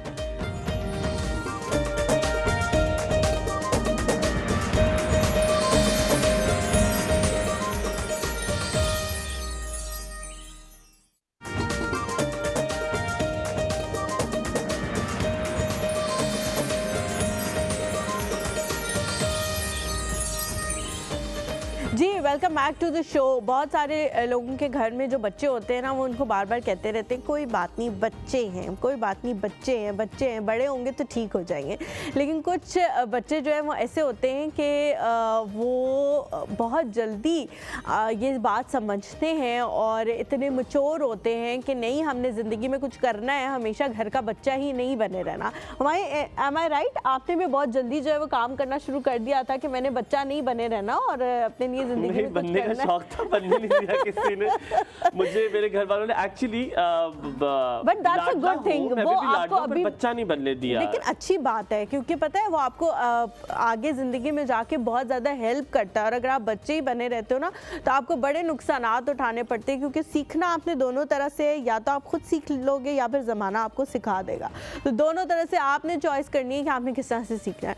आज हमारे साथ एक ऐसी प्यारी सी बच्ची मौजूद है जिन्होंने अपनी हॉबी थी उनकी कि वो छोटे छोटे बीड्स से बैग्स बनाया करती थी, और फिर उन्होंने देखना शुरू किया सोशल मीडिया पे और इस तरह की जगहों पे कि ये चीज़ जो मैं घर में बैठे बना रही हूँ और जिसको मैं अपनी एक हॉबी के तौर पे लेती हूँ, वो कितनी बड़ी बड़ी मॉडल्स हैं जिन्होंने उस तरह के बैग्स हाथ में उठाए हुए हैं, और वो कितने बड़े बड़े ब्रांड्स हैं जो वो बैग्स बना रहे हैं। तो उन्होंने सोचा कि पाकिस्तान में इस तरह के बैग्स अभी नहीं आए, अभी फैशन में भी नहीं आए, ये मैं इंटरनेशनल फ़ैशन की बात कर रही हूँ, वहाँ से कोई 2, 3, 4 साल तो अभी भी लगते हैं फ़ैशन पाकिस्तान में आने को। तो उन्होंने सोचा कि ये जो मेरा काम है इसको मैं सिर्फ हॉबी के तौर पे अब नहीं लूँगी, इसको मैं प्रोफेशन बनाऊँगी। और फिर उन्होंने बाकायदा एक इंस्टाग्राम पे पेज बनाया और उसके बाद ये सारा काम उन्होंने करना शुरू किया कि मैं भी ये बैग्स बनाऊँ। ये सिर्फ फैशन बैग्स हैं जो आप पार्टीज़ पे लेके जा सकते हैं, लेकिन जब आप यही बैग्स बाहर देखते हैं तो ये हज़ारों डॉलर्स के बन जाते हैं ये बैग्स अगर आप लें। लेकिन पाकिस्तान में ये बैग्स जो हैं आप इनके पेज पे जब जाएंगे तो मौजूद होंगे और आपको बहुत ही नॉमिनल प्राइस पे मिल जाएंगे। लेकिन आपने मुफ्त नहीं मांगने, लोग जो है ना कारोबार देख के मुफ्त में मांगना शुरू कर देते हैं, मुफ्त आप लोगों ने नहीं मांगना। ठीक है, तो हमारे साथ जी मौजूद है निम्रा शहजादा। अस्सलाम वालेकुम निम्रा, कैसी हैं आप? वालेकुम अस्सलाम, आप कैसी हैं? बिल्कुल ठीक, अल्हम्दुलिल्लाह। आपने बहुत प्यारा बैग उठाया है, बस इसी कलेक्शन में से है। अच्छा निम्रा, सुबह कितने बजे उठती हो? मैं तो एक्चुअली यूनिवर्सिटी भी जाती हूँ ना, तो मैं तो 6 o'clock उठ जाती हूँ। 6 o'clock। सोते कितने बजे रात को? सोते रात को 11 बजे 12 बजे। कितनी बुरी शक्ल बनाई है इसने सोने के लिए 11 बजे बुरी होती है। अच्छा निम्रा, आपसे इस सवाल से पूछते पहले हमारे कॉलर्स हमसे 2 सवाल पूछे तो जल्दी से हम बता दें उनको। पहला सवाल उन्होंने पूछा था हमसे कि वो एंकर बनना चाहती हैं, होस्ट बनना चाहती है, क्या अच्छा एक का आप जवाब दे दो, एक का मैं दे दूं। ठीक है, आपको कौन सा देना है? बालों वाले का चलो मैं दे देती हूं, एंकर का। अच्छा वो ये है कि आप देखिए यूजुअली मेरे पास, हलीमा के पास एजुकेशन रिलेटेड टू मीडिया ही है, मेरे पास एजुकेशन रिलेटेड टू मीडिया नहीं है, लेकिन मेरा एक्सपोजर मीडिया का था। मैंने रेडियो से शुरुआत की। मुझे लगता है कि बेसिक होता है कि आप बेसिक से स्टार्ट करें, बेसिक रेडियो कहा जाता है, तो आप रेडियो से किसी से शुरू करें। बेशक आप 9th-10th में कहीं पे देखें कोई लोकल रेडियो हो, कहीं पे रीजनल रेडियो हो जहाँ पर आपको मौका मिल सके, 1 घंटे का प्रोग्राम मिल सके, आपकी रवानी आएगी आवाज़ में, जो 7 लोग कॉलीग्स होंगे उनसे आप कुछ चीज़ें सीखेंगी तो आप बेहतर हो जाएंगी। तो एक प्रोसेस, एक मिल से गुजर कर आएंगी तो आपको ज़्यादा बेहतर होगा। और फिर knock on the door policy होती है इसकी कि जैसे ही आपको लगे कि थोड़े बेहतर है, आप चैनल्स में जाएं, आप उनको अपनी CV दें, आप उनसे कहना शुरू करें कि आपको चैनल खुद ढूंढना पड़ेगा। कोई भी आपके लिए, जो लोग कहते हैं ना कि यार मेरा रेफर कर दो, मुझे बात समझ नहीं आती। अभी कह दो कहीं पे होगा तो मुझे बताना, इज गुड, लेकिन रेफर यहाँ पर नहीं चलता कि एक ऐसी फील्ड है जहाँ पर आप ऐसे एक्सपोज होते हो, जैसे आप सामने आते हो। रेफर अगर आपको कोई कर भी देगा ना तो फिर आप बहुत जल्दी नीचे भी चल जाओगे। जैसे आपने देखा होगा, सॉरी, बॉलीवुड की कुछ अदाकार के बच्चों ने भी एक सीजन बनाया, अल्लाह माफ करे, खौफ आ गया मुझे वो देख के। वो आप म्यूट करके देख सकते हैं, अगर आप मतलब आप इस तरह देखें कि आप उनको म्यूट कर दें और आप फिर देख रहे हो तो अच्छा लगता है, पर अल्लाह माफ करे एक्टिंग नामी चीज उन बच्चों को नहीं आती। अच्छा इसमें एक चीज जो मैं ऐड करना चाहती हूँ वो ये है कि आप अपनी एक्सपेक्टेशंस को बहुत ज्यादा हाई मत रखो, क्योंकि हम लोग जब एंकर्स को देखते हैं तो हमें होता है कि हाँ भाई हम ठाठ करेंगे और ये करेंगे, वो बहुत अच्छी होगी। तो इस तरह का नहीं होता, आपको थोड़ा सा स्ट्रगल करना पड़ता है, तो ये भी आपने माइंड में रखना है। अच्छा बाल जो था गिरने वाला, बालों का नायला जी बहुत दफ़ा बता चुकी हैं कि बालों के लिए क्या करना चाहिए। एक चीज़ जो वो हमेशा कहती हैं वो एलोवेरा है, और उसके अलावा मुझे लगता है अगर आप अपने बालों की ऑयलिंग करें तो उससे बहुत फ़र्क पड़ता है, बहुत ज़्यादा। और शैम्पू अपना कर सकती है तो देसी घी कर सकती है, या फिर कोई भी सरसों का तेल, कोकोनट ऑयल, कुछ भी ऑलिव ऑयल आप लगाएं तो बहुत अच्छा फ़र्क पड़ता है उससे। हम लोगों ने साल से नहीं लगाया होता तेल और फिर हम कहते हैं कि हमारे बाल जो है वो हमेशा वैसे ही रहे, तो ऐसा नहीं हो सकता। कुछ पाने के लिए थोड़ा सा कुछ करना पड़ता है, तो थोड़ा सा अपने बालों को उनका एक हाँ जी मैंने कहा निम्रा से मैं पूछता हूँ, निम्रा ये जो आपने बैग्स बनाए जो बीट्स वाले हैं, ये स्टार्ट कहाँ से किया? Where did you start it from? Start इसकी स्टोरी बहुत पीछे जाती है। मैं कुछ 6th क्लास में थी जब मैंने अपनी खुद की टूटी हुई ज्वेलरी से नई ज्वेलरी बनाना स्टार्ट किया था। मेरा एक नेकलेस टूट गया था, उसके पीसेस निकाल के मैंने एक ब्रेसलेट बनाया था। ये स्टार्ट वहाँ से होता है। कितने साल की थी?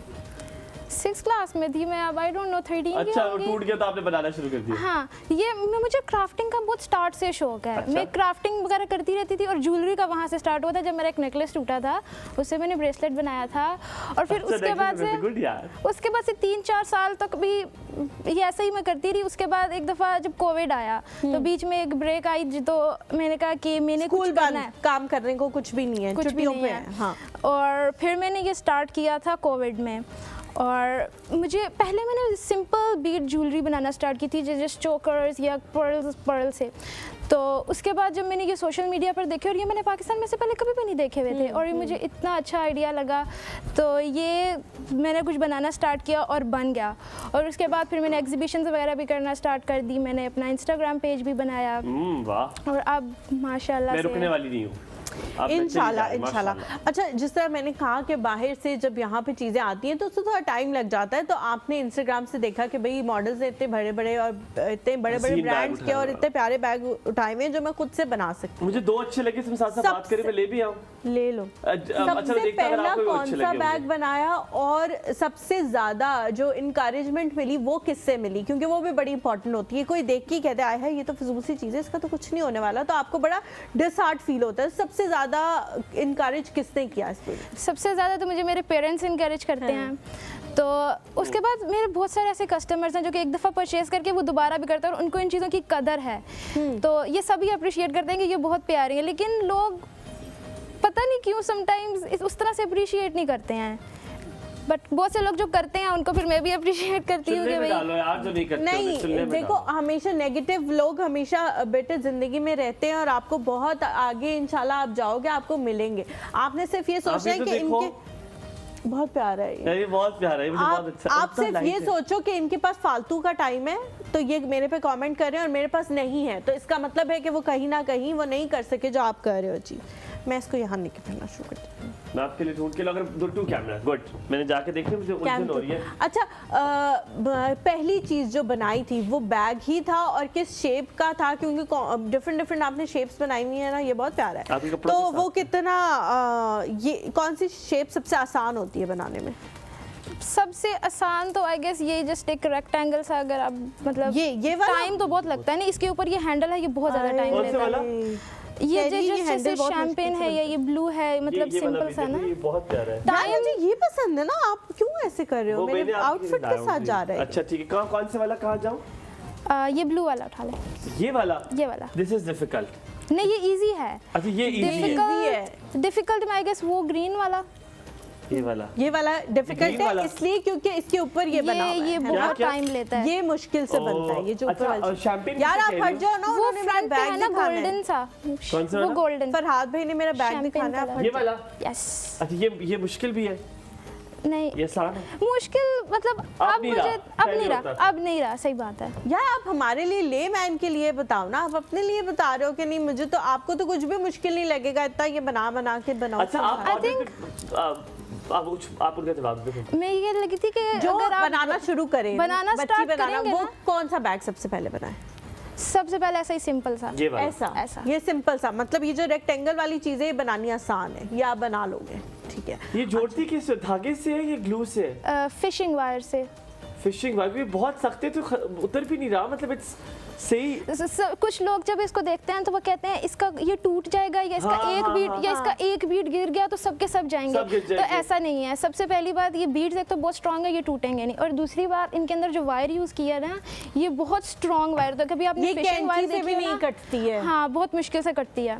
तो अगर आपने कभी फिशिंग वायर देखी है ना, जिससे फिशिंग करते हैं, इतना हैवी वेट होता है फिश का, तो वो इजीली ये उठा लेती है, तो मतलब वो वाली वायर इसमें यूज होती है। अच्छा, वो जो बचपन में नहीं हम देखते थे टॉम एंड जेरी में, वो यूं करके फेंकते थे। अच्छा, करीब सा भी तो है ना, मैंने कहा ऐसे मिसाल अगर मैं डिजाइन आपको कोई बताऊं कि जी मेरी बहन है छोटी, उसके लिए आप इस तरह का बना के दे दें, उसके ये जो हैंडल्स हैं वो लंबे हो और कलर ये हो, कपड़े भिजवा दें, तो आप वो भी कर देती हैं? हाँ, बहुत से लोग मुझे कुछ ऐसे भेजते हैं पिक्चर्स वगैरह, फिर मैं उनको देख के उनको कर देती हूँ। समझना मैं उनको बता देती हूँ कि भाई ये चीज़ें यहाँ पे ज़्यादा अच्छी लगेगी, मैं उनको थोड़ा सा गाइड भी कर देती हूँ कि भाई इस कलर के साथ ये कंट्रास्ट अच्छा लगेगा, और कर देती हूँ मैं ऐसा भी। अच्छा, मुझे सबसे प्यारा, मुझे पर्ल्स बहुत पसंद है, मुझे एक से एक प्यारा लग रहा है, लेकिन क्या हसीन आपने ये बनाया है। एक्चुअली स्टोरी ये है,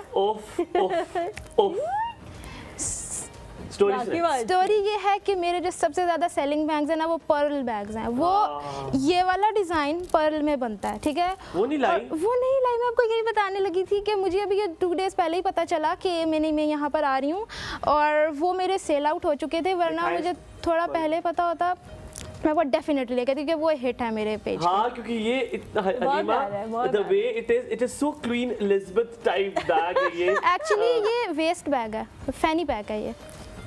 अच्छा, ओ ये कैसे खुलता भी होगा? ओ लॉक है उसका। वैसे ये मेरी वेस्ट के अकॉर्डिंग है, तो ये मैं उसको ऑल्टर करके बुली किया है, आपने बुली किया है हुमायूं को कि ये वेस्ट बैग है, तो नहीं था ये देखिए, ये वेस्ट बैग है, ये दिखा दे यार मुझे भी यार, कभी जिंदगी में मुझे भी फरहाद भी दिखा दे, दुश्मनियां खत्म करें आप लोग मेरे से, आप लोग दिखाएं मुझे। ये देखिए ये वेस्ट बैग है और ये पर्ल्स और ये वजनी है काफी, है ना, और ये महंगा भी होगा, मुझे लगता है पर्ल्स वाला जी। बाकी वाले थोड़े सस्ते होंगे। अच्छा ये वाले जो बीड्स वाले ये इतने एक्सपेंसिव नहीं है, ये वाले उसके कंपैरिजन में थोड़े से कम कॉस्टली हैं। कम कॉस्टली है।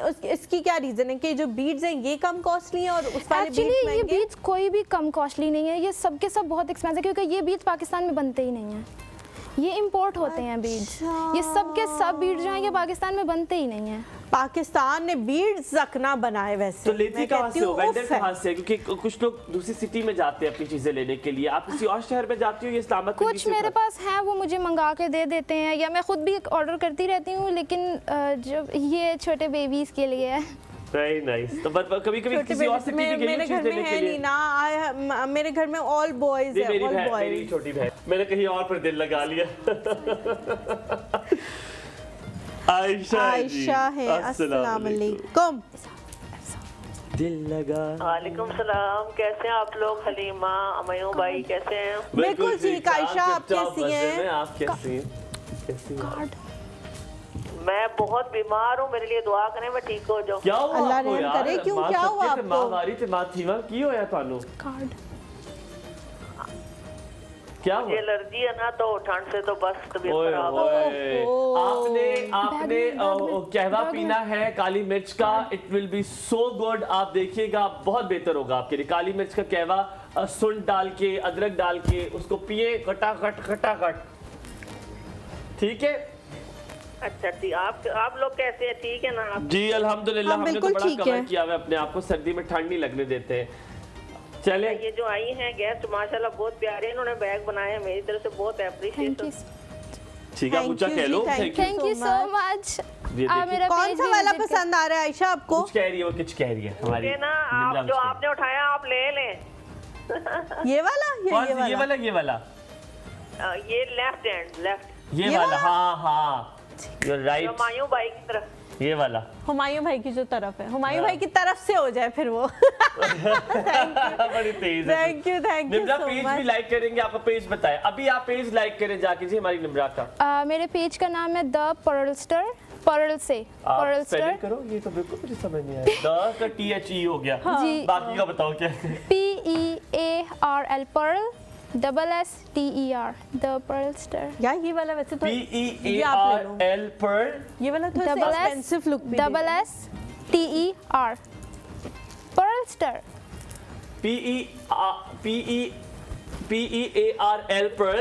SSTER पर्लस्टर। यार ये देख के लग रहा है थोड़ा एक्सपेंसिव लुक दे रहा है ये हुमायूं। यार पर्स एक्सपेंसिव लुक दे रहा है, अगर तुम ना पहनो तो। हुमा अस्सलाम वालेकुम, सुबह खैर, क्या हाल है? वालेकुम अस्सलाम, सुबह खैर, अल्हम्दुलिल्लाह ठीक। आप सब कैसे हैं? बिल्कुल ठीक। हुमा, हमारी नूर ने भी कॉल किया हमें। जी, बल्कि नूर ने कॉल किया था। हुमा कौन सा सालन जलाया था? मटन का परसों। इतनी मजे की उसकी स्टोरी है। हस्बैंड आए, मैंने फोन करके बता दिया ऑफिस के लिए कि भैया आज सालन चल गया है, तो वो जब तो नहीं बताया, फिर जब खाने के लिए बैठे वो बासी हमने गर्म कर लिया। फिर कह रहे नहीं देखा करो ना इतना शौक से हलीमा का शो। यार बात सुने, आप ये बाहर से खाना मंगवाने के चक्कर में हमें ना बदनाम करवाए। आपने खाना होगा बाहर से, आपने कहा खाना जल गया ताकि बाहर से आए। आपके मियाँ भी मेरे अब्बू जैसे, उन्होंने कहा कारी खावांगा, बाहर तो कुछ नहीं आएगा, है ना? नहीं ऐसी बाहर की पता है हम दोनों को पसंद ही नहीं है। मैं खुद इतना अच्छा बनाती हूँ, क्योंकि वो बाहर इतने अच्छे। हमें क्या पता आप अच्छा बनाती है? हमें कैसे पता चले हमें? तो आप हमें शो में बुलाएं, हम आपके लिए ले आएंगे, फिर आपको पता चल जाएगा। अच्छा ऐसा हो सकता है? चले ठीक है, इसके बारे में हम कुछ करते हैं। अच्छा, और दूसरी ये, मुझे उस दिन फ्राइडे को आपके कॉलर ने जो कहा था ना पेपर है, अब मैंने उसके लिए 2 दफा दुआ की। एक तो मैंने खाना बनाते हुए, दूसरी उसके लिए दुआ की नमाज के बाद। नाम मुझे सही से याद नहीं आ रहा था। कश्यप, आई थिंक कश्यप थी, या मुझे सही से नहीं, फिर भी मैंने कश्यप थी, उन्होंने कहा था कि मेरा पेपर है। हाँ पेपर था। हाँ, तो देखें अब आपके साथ कितने लोग जुड़ गए कि हम जो कॉलर आप में है वो मुझे उसमें याद रही। नमाज के बाद मैंने कहा अल्लाह ताला जो भी पेपर है उसे कामयाब करना। आमीन आमीन। और दूसरी चीज, अभी मेरी दूर आपका शो देख रही है, शुरू से देखा है, तो मम्मा ये लोग तो जाकर सोते होंगे। तो मैंने कहा हाँ, कह रही इतना लंबा इन्होंने प्रोग्राम करे, मम्मा तो जाके सो जाते होंगे। हाँ बेटा, तो जाकर हाय अल्लाह, ये हुमायूं ने नसीब, ये नसीब सिर्फ हलीमा को मिले, मुझे ये नसीब सोने के लिए मिले। मैं जाता हूँ काम पे, इसके बाद ऑफिस जाता हूँ। अच्छा हलीमा। और दूसरी बात ये कि वो हुमायूं को शुरू में उसने इंट्रो देखा तो वो तेरी मम्मा हुमायूं कह रहे हैं कि मैं सबको खुश रखता हूँ, पर इन्होंने मुझे 2 बार कहा नूर हम आपको बुलाएंगे, इन्होंने मुझे तो खुश नहीं किया। ठीक है, आपको मैं इम्तियाज से कहता हूँ, इम्तियाज नूर को बुलाएं किसी दिन शो पे, हम नूर से मिलते हैं। मैंने इम्तियाज को कह दिया, आप इसके बाद इम्तियाज से बात करें, इंशाल्लाह हम नूर को अपने शो पे बुलाएंगे। ठीक है, ख्याल रखिए अपना, सलामत रहे, आबाद रहे। Thank you so much Huma. हम यहाँ पे एक छोटे से ब्रेक लेते हैं। ब्रेक के बाद जब वापस आएंगे तो निम्रा से मजीद बातें करेंगे और निम्रा के बनाए हुए मजीद खूबसूरत सी चीज़ें, खूबसूरत से बैग, खूबसूरत से जो गले में पहनने वाली चीज़ें, गले नेकलेस को दिखाएंगे। फन पारे नहीं है, आप एक छोटा सा ब्रेक लें। फन पारे पेंटिंग्स और जी नहीं।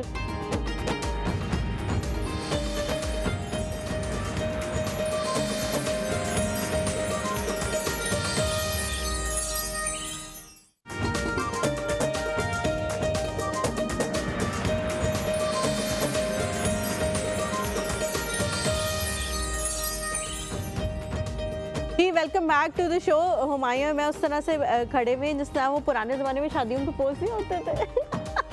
इस तरह का अच्छा, तो होता वही आपने देखा वो जो अम्मियाँ पहले तस्वीरें बनाती होती थी, जब पहले हाँ। आपने कभी नहीं देखा? मैं आपको दिखाता हूँ, मेरी अम्मी की जितनी पुरानी तस्वीरें दिखा लो, तस्वीरें एक्सप्रेशनलेस है। तो पोज दिखाता हूँ, देखना। ये दरख्त, मैंने कहा क्या, कौन सा कम। अच्छा मैं दूसरा बताता हूँ, अगर यहाँ पे कोई चीज़ पड़ी हुई है ना उसके साथ, यार मेरी अम्मा मुझे मारेंगी। ठीक है, ये चीज़ पड़ी है, वो चीज़ के साथ तस्वीर है। हुमायूं मेरी अम्मी बहुत फैशनेबल थी, वो तो ऐसे बिल्कुल भी। यार तुमने पुरानी नानी दादी की तस्वीरें नहीं देखी? वो ऐसे होती थी। मेरा खानदान बहुत फैशनेबल था भाई, ऐसे नहीं करते थे। और दरख्त की दरख्त को पकड़ा कहीं निकलना चाहता। बदतमीज।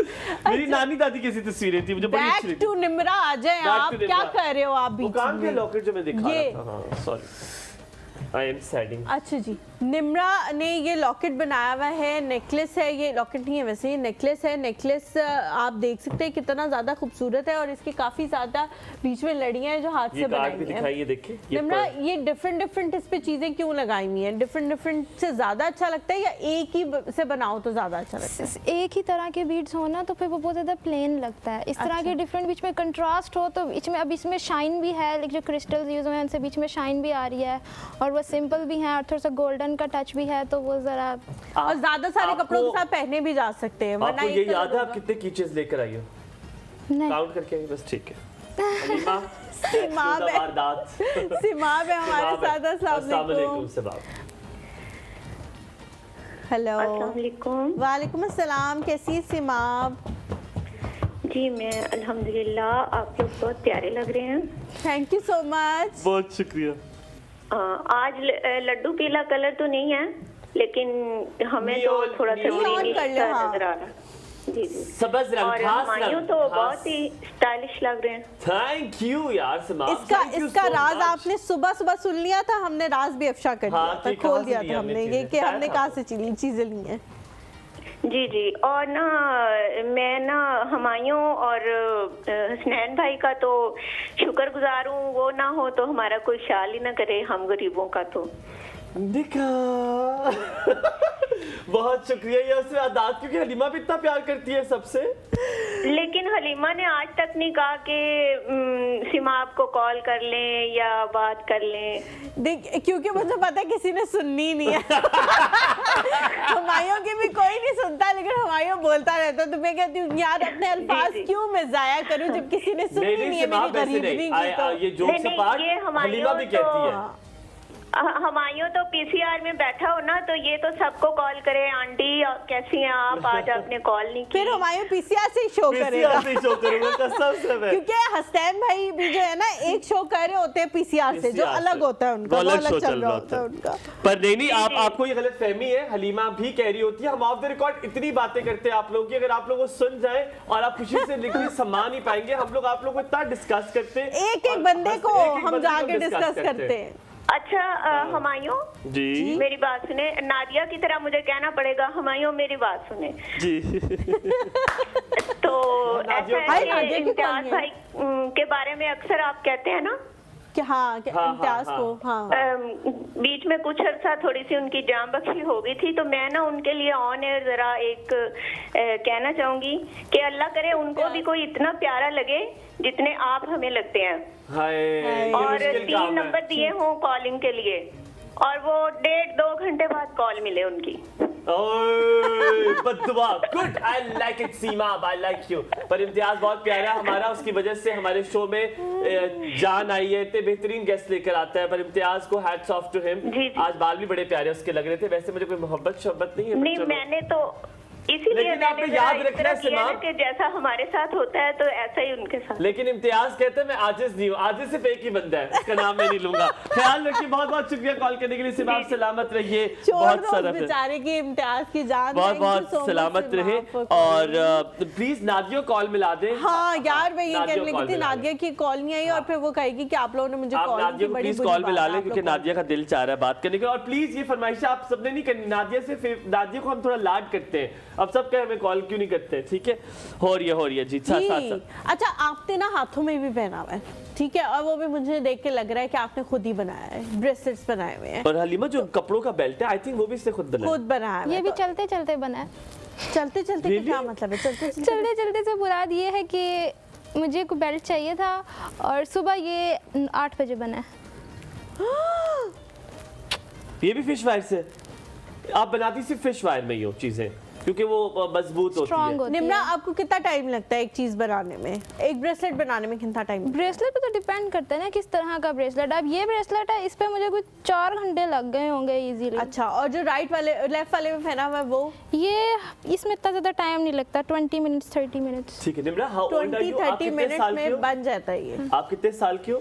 मैं अभी 20 की बस होने वाली। ठीक है निम्रा, एक सवाल है मैंने आपसे करना है, कॉलर भी हमारे साथ है लेकिन मैं सवाल कर देता हूँ। निम्रा, अल्लाह ताला ने आपको बड़ी सलाहियत दी है, बड़ी खूबसूरत सलाहियत दी है, जिससे आप लोगों के लिए बहुत सारी चीजें बना सकते हैं। शायद ये वक्त इस तरह का है कि अल्लाह ताला ने आपको एक वो वसीला बनाया कि आप दूसरों के लिए रोजगार पैदा कर सको। क्या सोचा है कि साथ में और लड़कियों को भी साथ में मिला लो, या किसी को जो घर में बैठी हो, ताकि तुम्हारे साथ मिलकर वो काम कर सके, उनको भी एक काम मिल जाएगा, और ये साथ में तुम्हारी जैसे ग्रोथ हो रही है उनकी भी ग्रोथ हो जाएगी, उनको भी रोजगार मिल जाए। कॉलर लेते हैं, फिर वापस आके आपसे पूछेंगे। जी हमारे साथ कॉलर मौजूद है। अस्सलाम वालेकुम सनम, कैसी हैं? सक्खर से बात कर रही हैं आप? वालेकुम अस्सलाम, ठीक, आप सुनाएं? अल्हम्दुलिल्लाह बिल्कुल ठीक। बिल्कुल ठीक। हंस क्यों रही हो? नहीं मैं हंस नहीं, और मेरी छोटी बहन मुझे देख रही है, कह रही कि आज यूनिवर्सिटी से छुट्टी कर ली तो कॉल मिला ली। मैंने कहा बिल्कुल। आप उसे बोलेंगे यूनिवर्सिटी से छुट्टी इसलिए की है कि कॉल मिलाऊं? हाँ, तबीयत ही ठीक नहीं ना, शायद किडनी में थोड़ी स्टोन हो गया है, इस वजह से। किडनी में थोड़ा स्टमक है, स्टोन हो? नहीं स्टोन अच्छा हो गया छोटा। यार अल्लाह ताला आपको सेहत दे सना। डॉक्टर को चेक कराओ। जी करवाया है, बिल्कुल करवाया है, उस वजह से बहुत ही ज्यादा पेन है, तभी छुट्टी करनी पड़ी। ओहो, अल्लाह ताला आपको सेहत दे। ठीक हो जाएगा। कोई हमने हंसाया, कोई तबीयत ठीक हुई हो, कोई बेहतर हुई हो हमारी वजह से? जी रिपीट करें, आपकी बात समझ आप नहीं है। टेलीविजन बंद करेंगी तो मेरी आवाज आएगी ना, आप जरा बाहर निकले उस कमरे से, अपनी आवाज बाद में सुनिएगा यूट्यूब पे। मैं आपसे ये कह रहा हूँ कि हमारे शो से कोई आपकी तबीयत बेहतर हुई हो, कोई मजा आया हो आपको, खुश हुई हो आप? अभी हंस रही हूँ, पहले दर्द था बहुत ज्यादा, अभी शुक्र है आपकी वजह से थोड़ी हंसी तो आई। चलो अल्हम्दुलिल्लाह, ये बहुत अच्छी चीज है। मेरे लिए बहुत सारी दुआएं किया करे, बहुत सारी दुआएं किया करे। बहुत सारी मैं कुरान पाक पढ़ाती हूँ पूरे इलाके के बच्चों को, पूरे इलाके के। माशाल्लाह माशाल्लाह, दुआ किया करे। तमीज लड़का। नहीं सनम, हम बिल्कुल दुआ करेंगे और अल्लाह ताला आपको बहुत जल्दी सेहत देगी, बल्कि आप तो हमारे लिए दुआ करेंगे। आप जितना अच्छा काम करते हो, हाँ, तो आप हमारे लिए दुआ करो। वैसे बात सुनो, जरूर बात सुनो, जब कुरान किसी का खत्म होता है तो सूट आता है? तो सूट आता है, सूट आता होता है जब कुरान खत्म होता है? नहीं, मैंने ना कभी किसी से लिया नहीं, जिसने दिया है तो उनकी मर्जी, मैंने कभी वैसे लिया नहीं। वैसे वो तो मुझे पता, कभी किसी ने दिया हो कि बाजी कुरान खत्म हो गया तो आपके लिए एक सूट? नहीं, मुझे ना सब टीचर कहते हैं, वही बच्चे मेरे पास ट्यूशन भी पढ़ते हैं ना, मैं कहती हूँ बाजी नहीं कहा करो, बस मुझे ना टीचर कहा करो। नहीं, मैंने कभी किसी से कुछ नहीं लिया, कुछ भी नहीं। किसी ने दिया भी नहीं? किसी को इतना शर्म भी नहीं आएगी? नहीं, बिल्कुल भी नहीं। तो फुलियां छोले ले आए वो, कुरान खत्म होता था, हम जब मैं कुरान खत्म करता तो हम या सपारा खत्म होता था, फुलियां छोले देते होते थे, वो भी नहीं लाए? नहीं, मैंने जब पढ़ा था तो तब मैंने खुद ही मिठाई दी थी, हमने मतलब कपड़े दिए थे, सैंडल्स दिए थे, हर चीज हमने तो दी थी, आगे वालों की मर्जी ना। स्टूडेंट्स हैं हमारी इस बाजी सनम के, आप लोग सुन नहीं, आपको बता रही है कि उसने दिए थे सूट, कोई प्यारा सा वेलवेट का थोड़ी सी सूट, शर्म करें, आप लोग भी लेके आए भाई उसके लिए सूट। हाँ, वो पढ़ाती है बच्चों को, बड़ी बुरी बात है। वेलवेट का सूट। थैंक यू जी, thank you Sanam for calling, Allah ताला आपको से दे। तलत आंटी ने कॉल करके पैगाम दिया है आपके लिए और मेरे लिए भिजवाया है। Thank you so much Talat aunty, आपका पैगाम हम तक पहुंच गया है और हमें बहुत खुशी है कि आपको पसंद आया है और आपको बहुत अप्रिशिएट कर रही हैं वो कि माशाल्लाह आप वो ये इतना अच्छा बेहतरीन काम करिए। अब सवाल वही वाला मेरा, तलत आंटी बहुत शुक्रिया कॉल करने के लिए। आपके साथ सवाल वही कि शामिल करने का सोचा है, कुछ कर रही हो? एक्चुअली अभी तक तो मैं खुद ही से कर रही थी सब कुछ, लेकिन अब जो मेरी स्टडीज़, अब मैं सीए कर रही हूँ, ठीक है? तो माशाल्लाह माशाल्लाह।